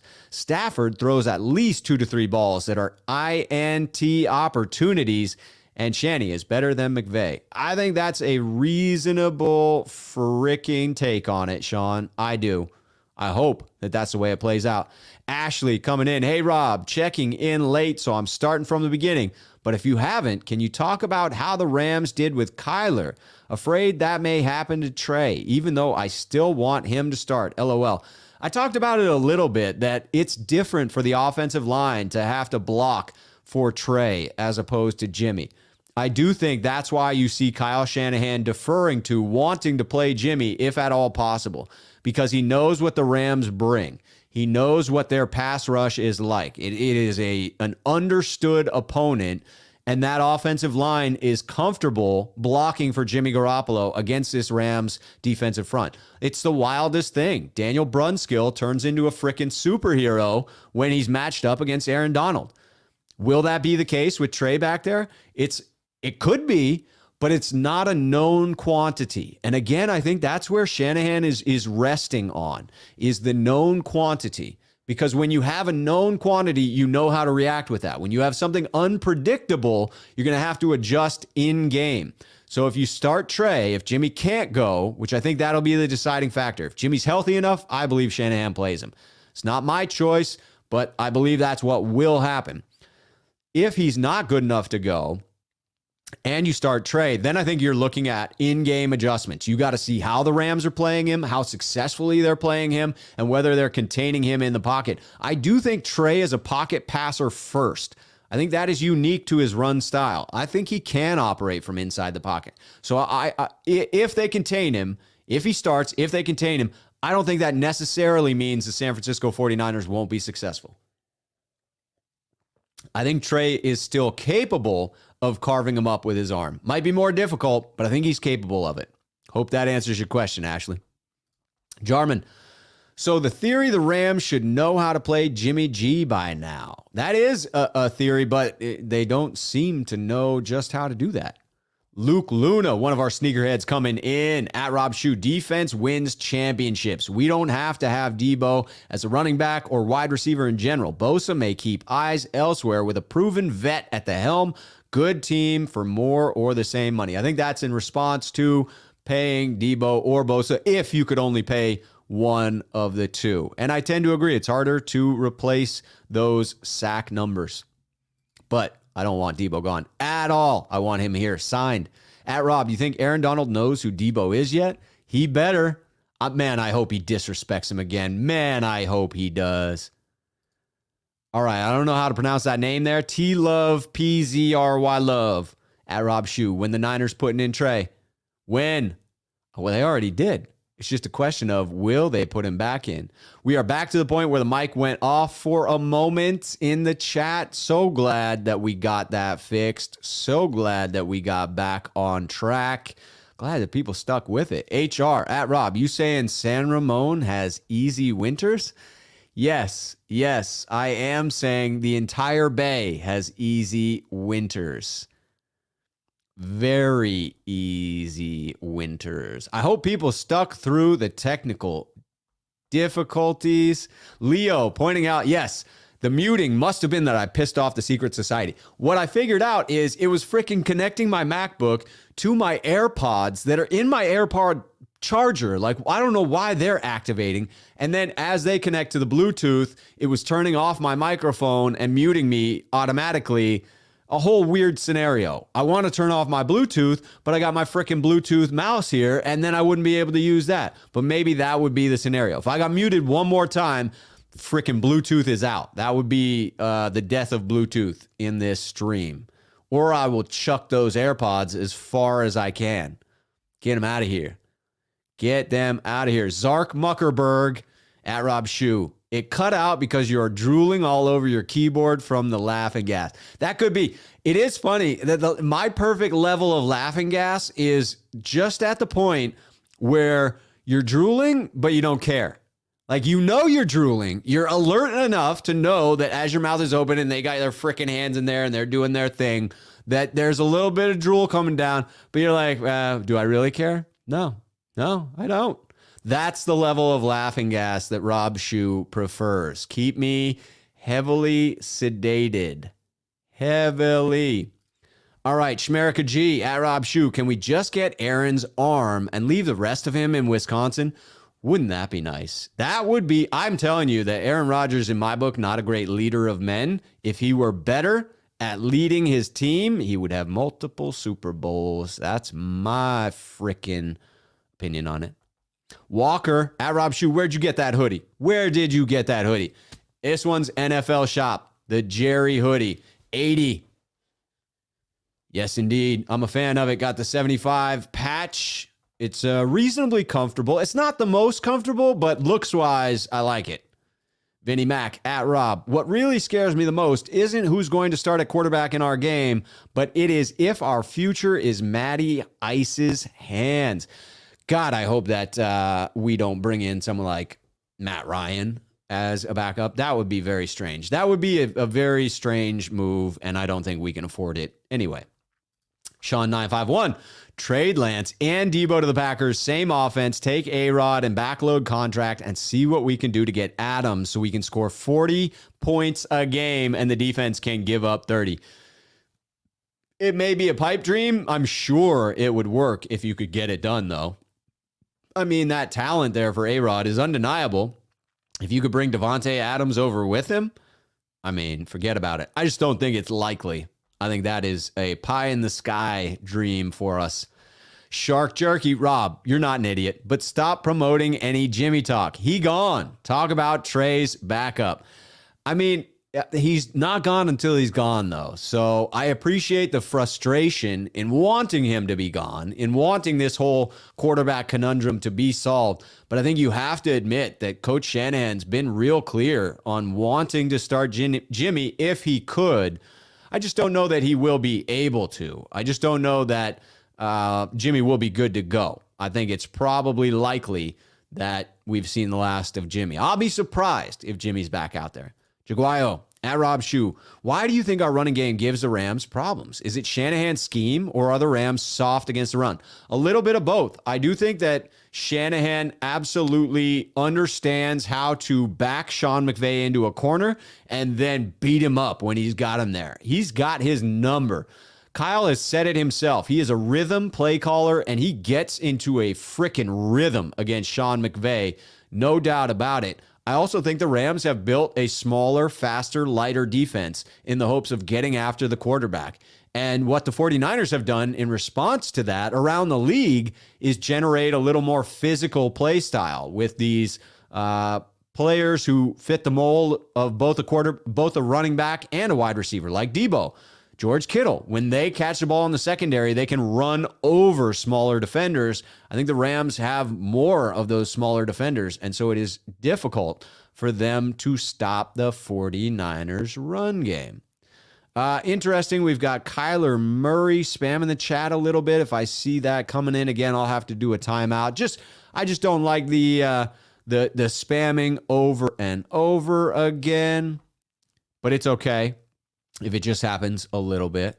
Looking for any of your final questions in here before we wrap this thing up. Still a few minutes behind in the chat. At Rob, I just went and watched Kittle mic'd up, and he looked pretty hyped for Trey. I love to see it. I'm going to watch that tonight, right after this freaking broadcast. Southsider Rider 414, you just got a new subscriber. I'm really digging your show, especially your interaction with all the fans.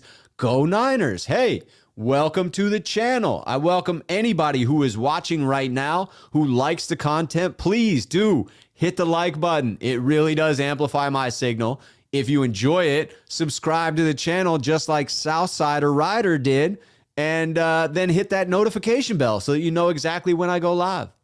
Shark Jerky, Rob, you need a killer show starter like Rombo's Niners. I need to watch Rombo to see what that is. Maybe post a name in the chat. I will get something going. I will think of a shtick, if you will. My shtick is really not having a shtick, just being me. Jesse, at Rob Shue, do you think Jimmy will be on a short leash if he starts Sunday? Not too short. I think if he starts, it'll be with the intention of him playing the entirety of the game. If he really struggles, I could see him pulled at half. Jesse asking, at Rob Shue, how do I become a sneakerhead? I believe the way it happens, more challenging if you're on iOS, if you're on your cell phone. But on the desktop version, it pops up join right where the subscribe button was. I think if you're on your phone, you have to close out the comments so that you can see the subscribe or join button. But it is the join notification button. You hit that, it gives you options on what level of sneakerhead you want to be. Supporting the channel. At Rob Shue, trade Jimmy G and Kittle as a package and get a first and a third. I mean, I'm down with getting a package for Jimmy. I'm just not down trading Kittle. He is too special of a player in my book. I'm not trading Kittle. I'm not trading Debo. I know they both have a tendency to get injured at some point in the year. I believe that is because of their physical play style, and I do not fault them for it. I do not fault them. Ned Goodwin, at Rob Shue, what an offense. What a offense Lance will have next year. Kittle, Mostert. Kittle, Kittle, and all the other offensive weapons he has. Yes, next year will be electric, and I cannot wait for the future. I think he has that supporting cast right now. I mean, it is a great cast. It has totally improved. G. Allah says, hey, it doesn't matter if you get muted. Rob, the video quality is so clear, even Stevie Wonder could read your lips. So we don't even need the audio. We'll just cut it out, and you guys can make up my words however you see fit. Here we go. At Rob, just wanted to say I'm a new sub and I really enjoy your content. Found you on Grant and always liked your takes. Found your channel and now I'm hooked. Yes. Welcome, Vinnie Mac. Welcome to anyone that signs on to the channel. Welcome to the sneakerheads as they join. Joseph Manna is one of those sneakerheads here on the channel, supporting the channel from the get-go. At Rob Shue, need to bring in a backup with same skill set as Trey. Absolutely love what the Ravens did with Lamar and Huntley. I agree. I think that's why Tyrod Taylor, who is primarily a pocket passer, but has some mobility, to me, that was my number one of those three quarterbacks. Followed closely by Jacoby Brissett. Again, because he can move with his legs, but that is not his primary weapon, that he still has the arm. Zombieland, Rob, I love you, bro, but stop promoting the Jimmy Thumb lie. Talk about who Trey's backup is. I don't know what the lie would be if you think he's not injured. To me, that's too far down the conspiracy theory rabbit hole. GD5, at Rob Shue, what do you think of Jimmy going to the Browns? Nice running game, defense opportunity to fleece them. I would love fleecing anybody. I think the Browns are ready to move on from Baker, and Jimmy's a little too close to what Baker is, so they may be gun shy there. That could be a bad fit just because of who they're moving on from. Truth told, not sold. At Rob Shue, who's your pick in the AFC to make the Super Bowl? 49ers versus Bengals, like the old school days. I would love that. I would love to see the Bengals make it. That's tough. I think the Titans are a force to be reckoned with as they get King back in it. I mean, with Derrick Henry running the ball and that defense, they could be an underdog. Remember the beginning of the year? They were freaking lights out. They started like what? 9-1, 9-2? It was crazy. Jan, I think he meant Falcons need to beat the Saints. I think that's probably true. I may have missed that earlier comment. But yes, Falcons definitely need to beat the Saints. Here we go. Sean951, one of our sneakerheads. Shoe bang, shoe bang, shoe boom, shoe booms. LOL. I probably need to work on that pronunciation there to get that in there a little more musically inclined. Vinnie Mac, at Rob, I didn't mean bringing in Matt Ryan as a QB2. I meant that if we lose to the Rams, Matt Ryan has to beat the... Oh, yes. I get it. Now I understand the previous comment from Jan, and now I get yours, Vinny, as well. You're right. Coming in to beat the Saints, relying on Matty Ice, that is not something we want to do. You do not want the fate of the 49ers to fall with the Falcons. You want to handle your own business. You want to beat the Rams. Sal, at Rob, do you believe Maurice Hurst will have an impact this week in his return to the game? I hope so. We need all the depth we can get in getting after the passer. We've had such electric contributions from Arden Key. It would be great to have additional interior pressure in the next wave of defenders from Maurice Hurst. Buck coming in at Rob Shue. Trey needs to learn to slide after he runs. He needs to learn to slide and to avoid those hits where he gets stood up by one linebacker or safety and then rocked by the second one. He really does need to see those angles a little bit better and avoid those brutal hits that we have seen. There were a couple in this game that were reminiscent of Arizona. It wasn't the same level of running him into the teeth of the defense, but it was more than I'm comfortable with. Hung coming in, liked and subscribed to the channel. I appreciate that. Thank you, Hung. Thank you for being here. All right, Jarman. At Rob Shue, I am sure everyone likes your voice. Does anyone mention your eyes? I don't know. I mean, I've been told that before that, I do have these wonderful brown eyes. They're very soulful, very expressive. I got the eyebrows that allow me to do weird faces. A very expressive face. My nieces are big fans of my ability to make them laugh without saying a word, just using facial expressions. G. Lee, aloha from Hawaii, Rob. Aloha, G. Lee. We got big love for the Niners here. I believe it. We've got several friends coming in from Hawaii, and I enjoy every time they contribute. I was just out there back in June. Man, beautiful, beautiful country there in Hawaii. Ned, at Rob Shoe, love your cup. Where did you get it at? This one is old school. If it breaks, I'm in real trouble. It is a classic. I mean, probably 10, 12 years old. Again, probably shop49ers.com or NFL Shop. I typically go for the officially licensed stuff if I can, because sometimes it's the nicest. Sometimes it's not, though. Geo, at Rob, how much do you think our season is different if we have a pick next year? You mean a first-round pick? How much do you think our season is different if we have a pick next year? If we had a first-round pick, I think that would be a big difference, but hard for me to say. Hard for me to interpret that one. Gio, re-ask it in just a different fashion so I can understand a little bit better what you're saying there. All right, AC/DC, my favorite band when I was 16 years old. I've been to several AC/DC concerts, so I like the AC/DC reference. Watching your channel for the first time, great stuff. Go Niners. Welcome, AC/DC. Love to have you here. Any first-time watchers, listeners, appreciate it. If you love it, subscribe. It is this good all the time, I promise. Even though today is Rob Shoe on a little bit of nitrous oxide, it still is, it's always pretty good, I think. Dumb Lumpia says that, Rob, this is a random trade that came up to my mind. Would you accept a trade that sends Jimmy and Trey to Green Bay to get Aaron Rodgers? Oof. You'd have to consider it because it would make you an instant contender. I would be saddened by that. I would be saddened to bring in the head case that is Aaron Rodgers. I'm saddened by the fact that he's become such a head case.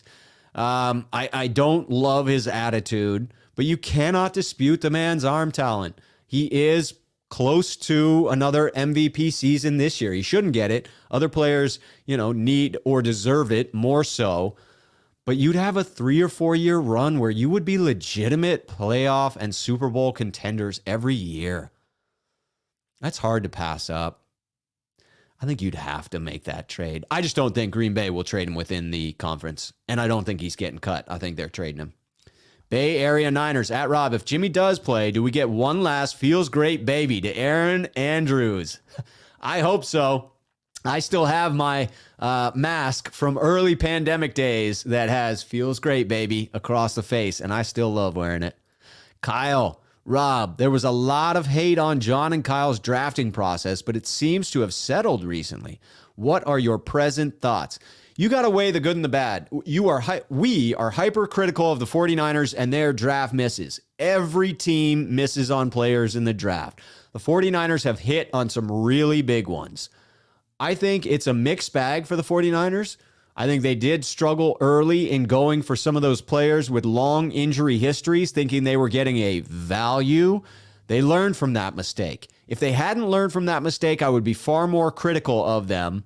But because they learned from that mistake, I am inclined to say I'm reasonably happy with the results, that they have, in fact, pulled out enough good picks, late round picks, that I give them a passing grade. They have come out with some stud fifth rounders, some late round finds, and yes, that is a passing grade for me. All right, I had to scroll back because Cameron asked me to find his last comment, and that was not easy to do, Cameron, but I did it because I was scrolling back while I was talking. That's why I started to get a little bit slower in my cadence.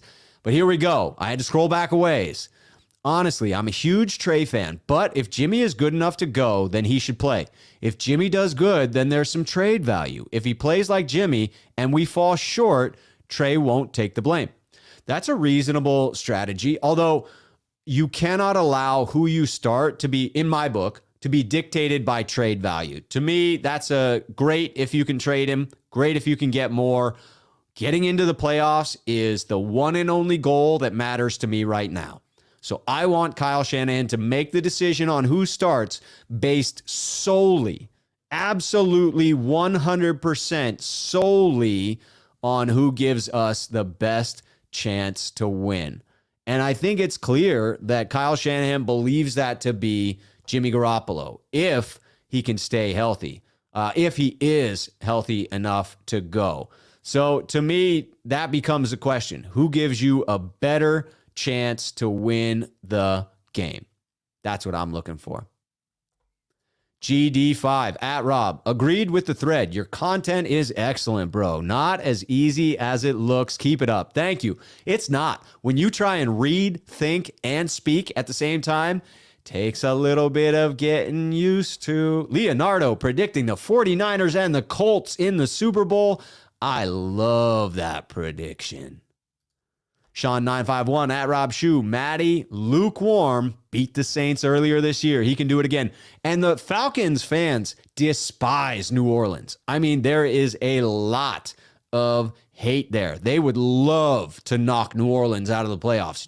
And they are in Atlanta. There's motivation for Atlanta to win this one. But hey, let's just take care of our own business and win. What do you say? Dumb Lumpia says, is there any cornerbacks that you want the Niners to sign this offseason? There are a lot. I'm just not sure who's going to make it to free agency. Much like edge rusher, cornerbacks, good cornerbacks, very seldomly make it to free agency. So I think a lot of these guys will get re-signed before the new league year begins. Joseph Manna, fellow sneakerhead. At Rob Shue, I don't remember Trey taking any big hits after halftime, so maybe he learned his lesson. Good point. Most of those big hits came in the second quarter that I saw. James has just subscribed to the channel. Appreciate it, James. Welcome. Welcome. Derek, at Rob Shue, what is the key to victory this week? Defense and offense? I think defense or offense, maybe. The key to victory is pressure on Stafford. I agree that he is a mixed bag. I agree he throws turnover-worthy passes, and I think the way in which you force him to do that is hit the man. Hit him quite a bit. ACDC at Rob, how many rushing touchdowns does Trey Lance have next year? Good question. I will say 8. 8 is my official off-the-cuff guess. Hold me to that if you remember it. Truth told, not sold, saying he's definitely good. Hit that like button. Encouraging the likes in the chat is always welcomed. Because I forget, when I'm watching other people's stuff, I forget to hit the like button. Geo, at Rob, how much does our season go different if we have a first-round pick for the 2022 draft? So I did interpret that correctly. I think it goes a lot differently because you can bring on an immediate contributor. I think it hurts us, but if Trey performs, that's going to dictate our success much more than any other rookie we would have brought in. At Rob Shue from Jarmond, I'm back. Someone bounced me. That said, great show, bro. I did not bounce you. It must have just been your browser in some way. I don't have the capability to bounce anybody, I don't think. I have put people in timeout in the chats, but not done any of that today. People have been very civil in the chat today. Vinny Mac, at Rob, how many sacks do you think our line can get on Stafford this week? Follow-up question, will they maybe, just maybe, call one hold in favor of Bosa? You know they will inevitably miss a bunch. Yes, they will. I say 4 sacks against Stafford. Stafford, 4. 4 of them. Count them. Nick with 2. And yes, he will get a holding call. Leonardo, at Rob, love the voice. Heard you drop an F-bomb the other day. Sounds better than mine. So natural. I did have an F-bomb the other day. It was rare. I don't typically do it. Pardon my French. I will occasionally drop an S-bomb more frequently. I'm supposed to keep it PG-13 for the most part. The occasional F-bomb is tolerated on YouTube, but it has to be very, very occasional. Leo, sneakerhead, coming in with the super chat. Thank you, Leo. Thanks for the good show, Rob. Any surprise, outsized performances you're expecting from Niners this week? 4K good vibe, Rob. Killing it on the nitrous oxide high. LOL. Appreciate it, Leo. It is now officially, I think, worn off, although I still feel giddy. Any surprised outsized performances I'm expecting? You know who I'm going to go for? I think DJ Jones has himself a game. I think DJ Jones contributes to this one. We need to be stout against the run, and Cam Akers may be getting some time out there on the field. Cam Akers, if he is anything like the form before the injury, is no joke. We will need Armstead and DJ Jones to hold it down in the middle. That's what I'm looking for. Luke Luna, here we go. Running out of water. For anybody who watched the other night, I'm not doing another water run while on. Not leaving the chair. At Rob Shue, Aaron takes all the leverage away from Green Bay. If he says he only wants to be traded to the 49ers, if not, they get him for one more year and get nothing. Take it or leave it. I thought Aaron had all the leverage just last year, and then he caved like a manila folder. That guy just folded. It was weak. He could have forced the issue. He could have been out of Green Bay this year. I guarantee it. They would have blinked, but he blinked first. So now I don't think he's got the moxie. I don't think he's going to force their hand. That's my take. I could be wrong. I'm open to being wrong. Unstable Productions at Rob Shue. Kaepernick and Lance are the same height and weight, give 4 pounds difference. How would you compare their play type? Cap was a long strider. When those frickin' legs got moving full speed as a sprinter, nobody was catching him. I don't think Trey has that speed. Trey's got a little bit more power because of the way he's built, a little better leverage to lay into people, but I don't want him taking those kind of shots. I think that he's more of a pocket passer than Kaepernick was, more of a film junkie than Kaepernick was. And so I think that will benefit him long-term in ways that it didn't with Cap. Luke Luna, at Rob Shue, if they choose not to take it, we see what we have with Trey for 1 year and he struggles. Then we sign A-Rod in free agency for 2 or 3 year friendly deal and he teaches Lance. I'm totally good with that because then you're not giving up much. Leo, at Rob, sorry, but disagree with your whoever gives us the best chance to win should start next week. The more experience for someone that can potentially take us further into the playoffs should factor. I agree, but that's sacrificing this year for future years. I can't sacrifice this year. It is too hard to get to where we are, where you have a chance to be in the playoffs. Anything can happen next year. Anything could derail that season. You're on the cusp of the playoffs right now. You got to take your shot. You have to. To me, nothing else is as important. I get what you're saying, Leo. Just respectfully disagree that I'm pushing my chips all in to make the playoffs this year because it is that important. And it's a chance at the Super Bowl. You never know. You never know. Ned, at Rob Shue, I would love to a rematch with Kansas City in the Super Bowl with a different outcome. You and me both. I was there in Miami and got my heart torn out of my chest. Jan pointing out that right now Rob should have like 239 likes. Get them likes up, he says. I love it. I love it. Big Chris thinks we got to double team Cooper Kupp.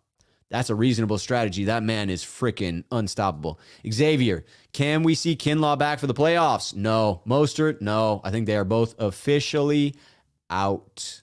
Out. Southsider Rider, at Rob, do you bench Norman if Mosley is ready to go? Yes, 1,000% yes. As soon as Mosley is good to go. I am off of Josh Norman, and I would like Ambry Thomas and E-Man to be out there. That would be my ideal pairing there. And I hope it happens before the playoffs. I really hope. Chris Coast, at Rob Shue, not to get ahead, but this offseason, we are going to need to rebuild our hold secondary. It's going to be interesting. Yeah, K'Wan Williams will be gone. Jaquaski Tart is ending his contract as well. You could see either one of those guys getting re-signed if they don't get the free agent deal that they're looking for. Certainly, Jason Verrett is at the end of his contract. I can't imagine that the 49ers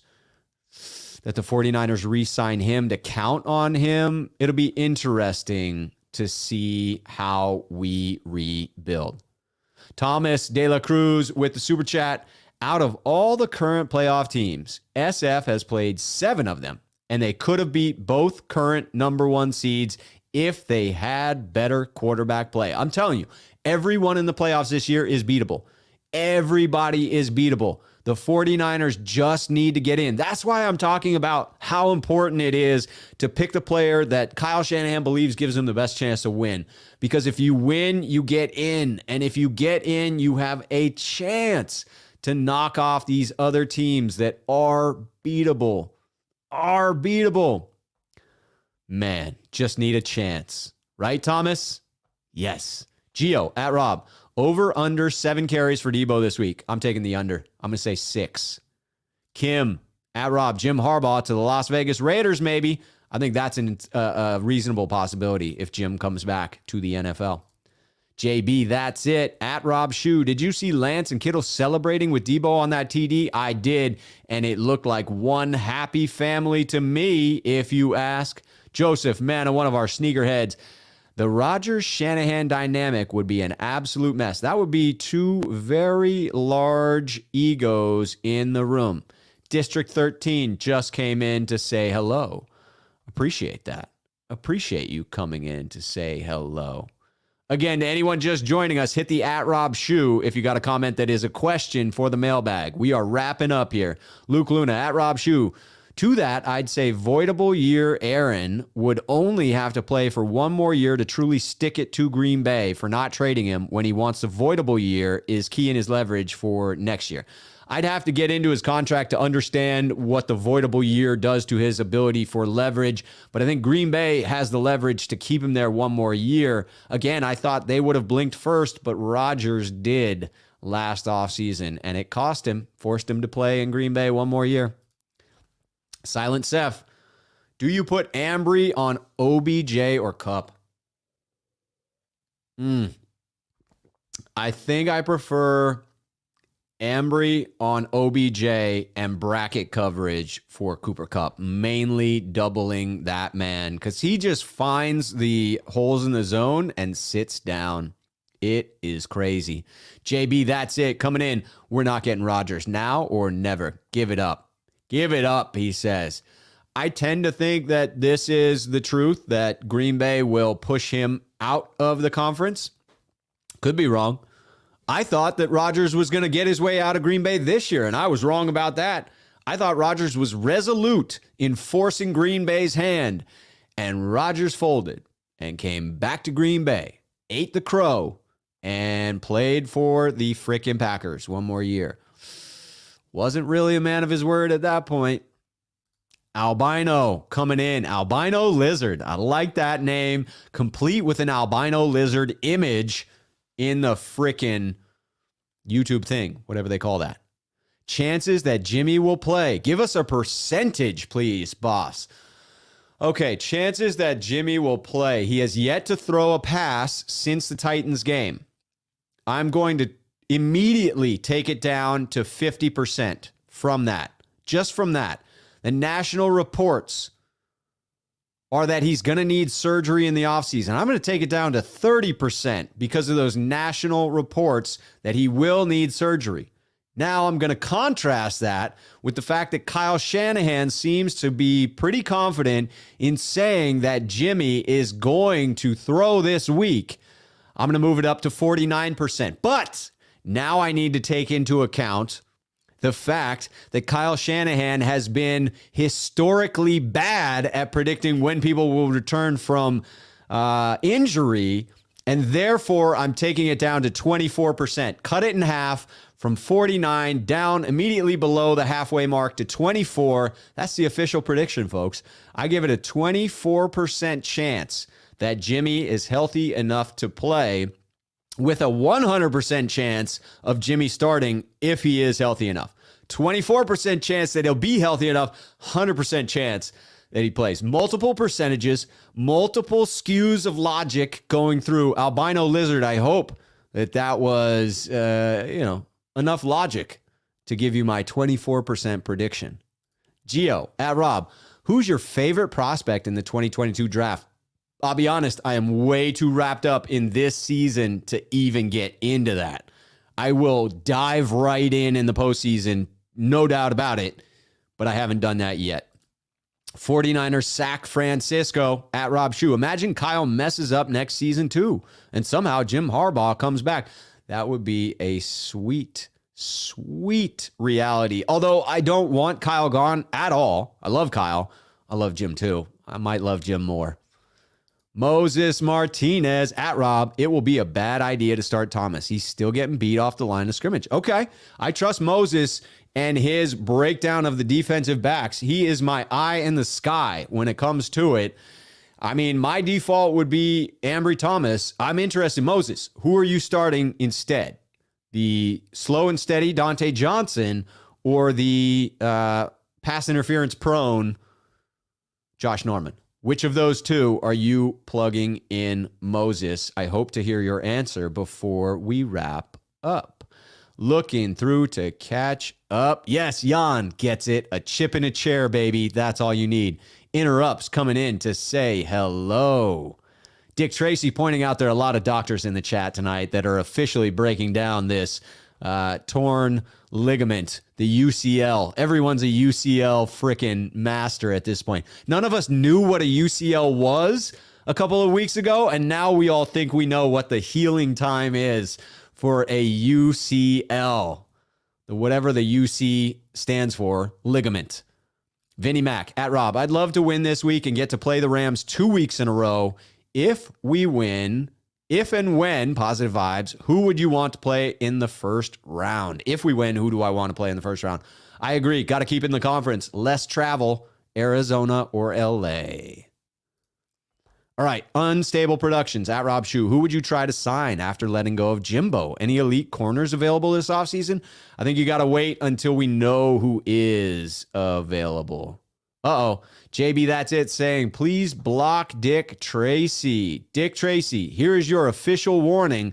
If I see some of your comments taking shots at others in the chat, I will, in fact, block you. I appreciate good banter and don't appreciate spam and don't appreciate bickering either. So just as a warning, I haven't seen anything that warrants that yet, but I also haven't been looking. So I'll keep my eye out, please. I'm asking respectfully.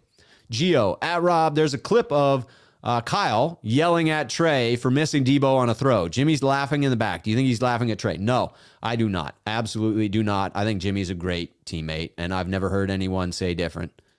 Eric, at Rob Shue, this just in. Jim Harbaugh is considering leaving Michigan for the pros. Should we get him and demote Kyle to offensive coordinator? Wouldn't that be sweet? If you could keep Kyle and bring Jim in, hello. Moses, at Rob, I like the signing of Darquez Denard. I am studying him. I like his footwork and his coverage skills so far. I mean, we may need him. We may need him. Leo, at Rob, my point wasn't about next year. Uh-oh, I may have missed it. Wait, here we go. Leo, say Jimmy G gives us an 80% chance of beating the Rams, and Trey's like 70%. I say start Trey to get him more experience, as I believe he can take us further into this postseason. Okay, so your point is that once we win this game, he gives us a better shot going forward. That's interesting. I like that logic. I still think because it's one and done, you have to look at winning this one because that gets you the chance. But now you're cooking with gas here, Leo. Now I understand what you were driving at. And I do think that's a more compelling argument. I think we could have a dialogue about that. And you might sway me. You might sway me on that one. I like it. Moonman, at Rob, do you think Trey is going to have a better game? I think it seems he improves the more he's out there. Totally agree. Totally agree. Here we go. Dick Tracy says, Rob knows football. Let's see if he mutes the truth. Dick, I will only mute you if you are attempting to cause trouble in the chat. And if so, yes, I will. And I won't apologize for it. I am attempting to be respectful in that way, but I don't play. At Rob Shue, I say we win this weekend in a close game. We are going to be the more physical team. We have to out-physical the Rams. That's what we have done with them repeatedly. Yes. Angel Diaz wants to know if I think the Rams will be able to stop the run. No, I don't. I think we will out-physical them, and that will allow us to run the ball. Unstable Productions, Verrett, future with the Niners. Unless he does not get signed and comes back real cheap, I think you got to move on. You got to move on from the constant injury focus for this team. You can't bring back guys who are consistently injured. As much as I like Jason Verrett, Niner status. Pretty soon, you will surpass the great Grant Cohn. Nice work. I really enjoy your takes on my Niners. Keep up the good work, brother. Appreciate that. My 4,000 subscribers got a long way to go to his 40,000 subscribers. If you're not subscribed, you can help that cause. Joseph Manna at Rob Shue. I love Kyle's gamesmanship. Makes them prepare for everything. Yeah, totally different to prepare for frickin' Trey Lance versus preparing for Jimmy Garoppolo. Much different. ACDC, prediction on the new name for the Washington football team. I've got none. That team is a frickin' train wreck. I don't care what their name is. Man, they need to ditch their owner, don't they? Marcus Mason at Rob Shue. We saw Jimmy G hurt, play. We saw Jimmy coming back, rusty from an injury, play. Both were losses, just saying. Very fair. And I trust that Kyle Shanahan needs to be on top of this. If Jimmy is not well enough to contribute, then you cannot start him. Cannot. Leo, if Jimmy is that low, a chance to starting, I heard 30%, I'm silly for even still talking about him. Kyle's pride concerns me. I think he would start a 70% healthy Jimmy. I that number of, chances for Jimmy to start was definitely off the cuff. Corey Davis with the super chat. The Rams fans will rather face Trey Lance than to face Jimmy G. It is more of an unknown. It is definitely more of an unknown. I don't know who they would rather face. Sean pointing out we have hit the 2-hour mark. The gas got me fired up. It got me going, but we are winding this one down. We are. Looking at Truth Told Not Sold. Great show. Thank you for coming in. Thank you, everybody, for being here. Moses with the answer. At Rob, I would give Lenore a chance to start, only because I want to see if his technique improved. Interesting. Synced the Niners fan. At Rob, do you feel that Lance is ready to start next year, or does Jimmy start next year? And if you do think Jimmy starts next year, then how many weeks do you think he should start before Lance steps in? I think Jimmy should be gone next year. This should be Lance's team. 100%. Absolutely. Keeping my eye on the chat to make sure it's friendly. It seems to be friendly. I appreciate that. And we are getting close to the end of this one. Looking for one last comment to bring in at least. Southsider Rider at Rob.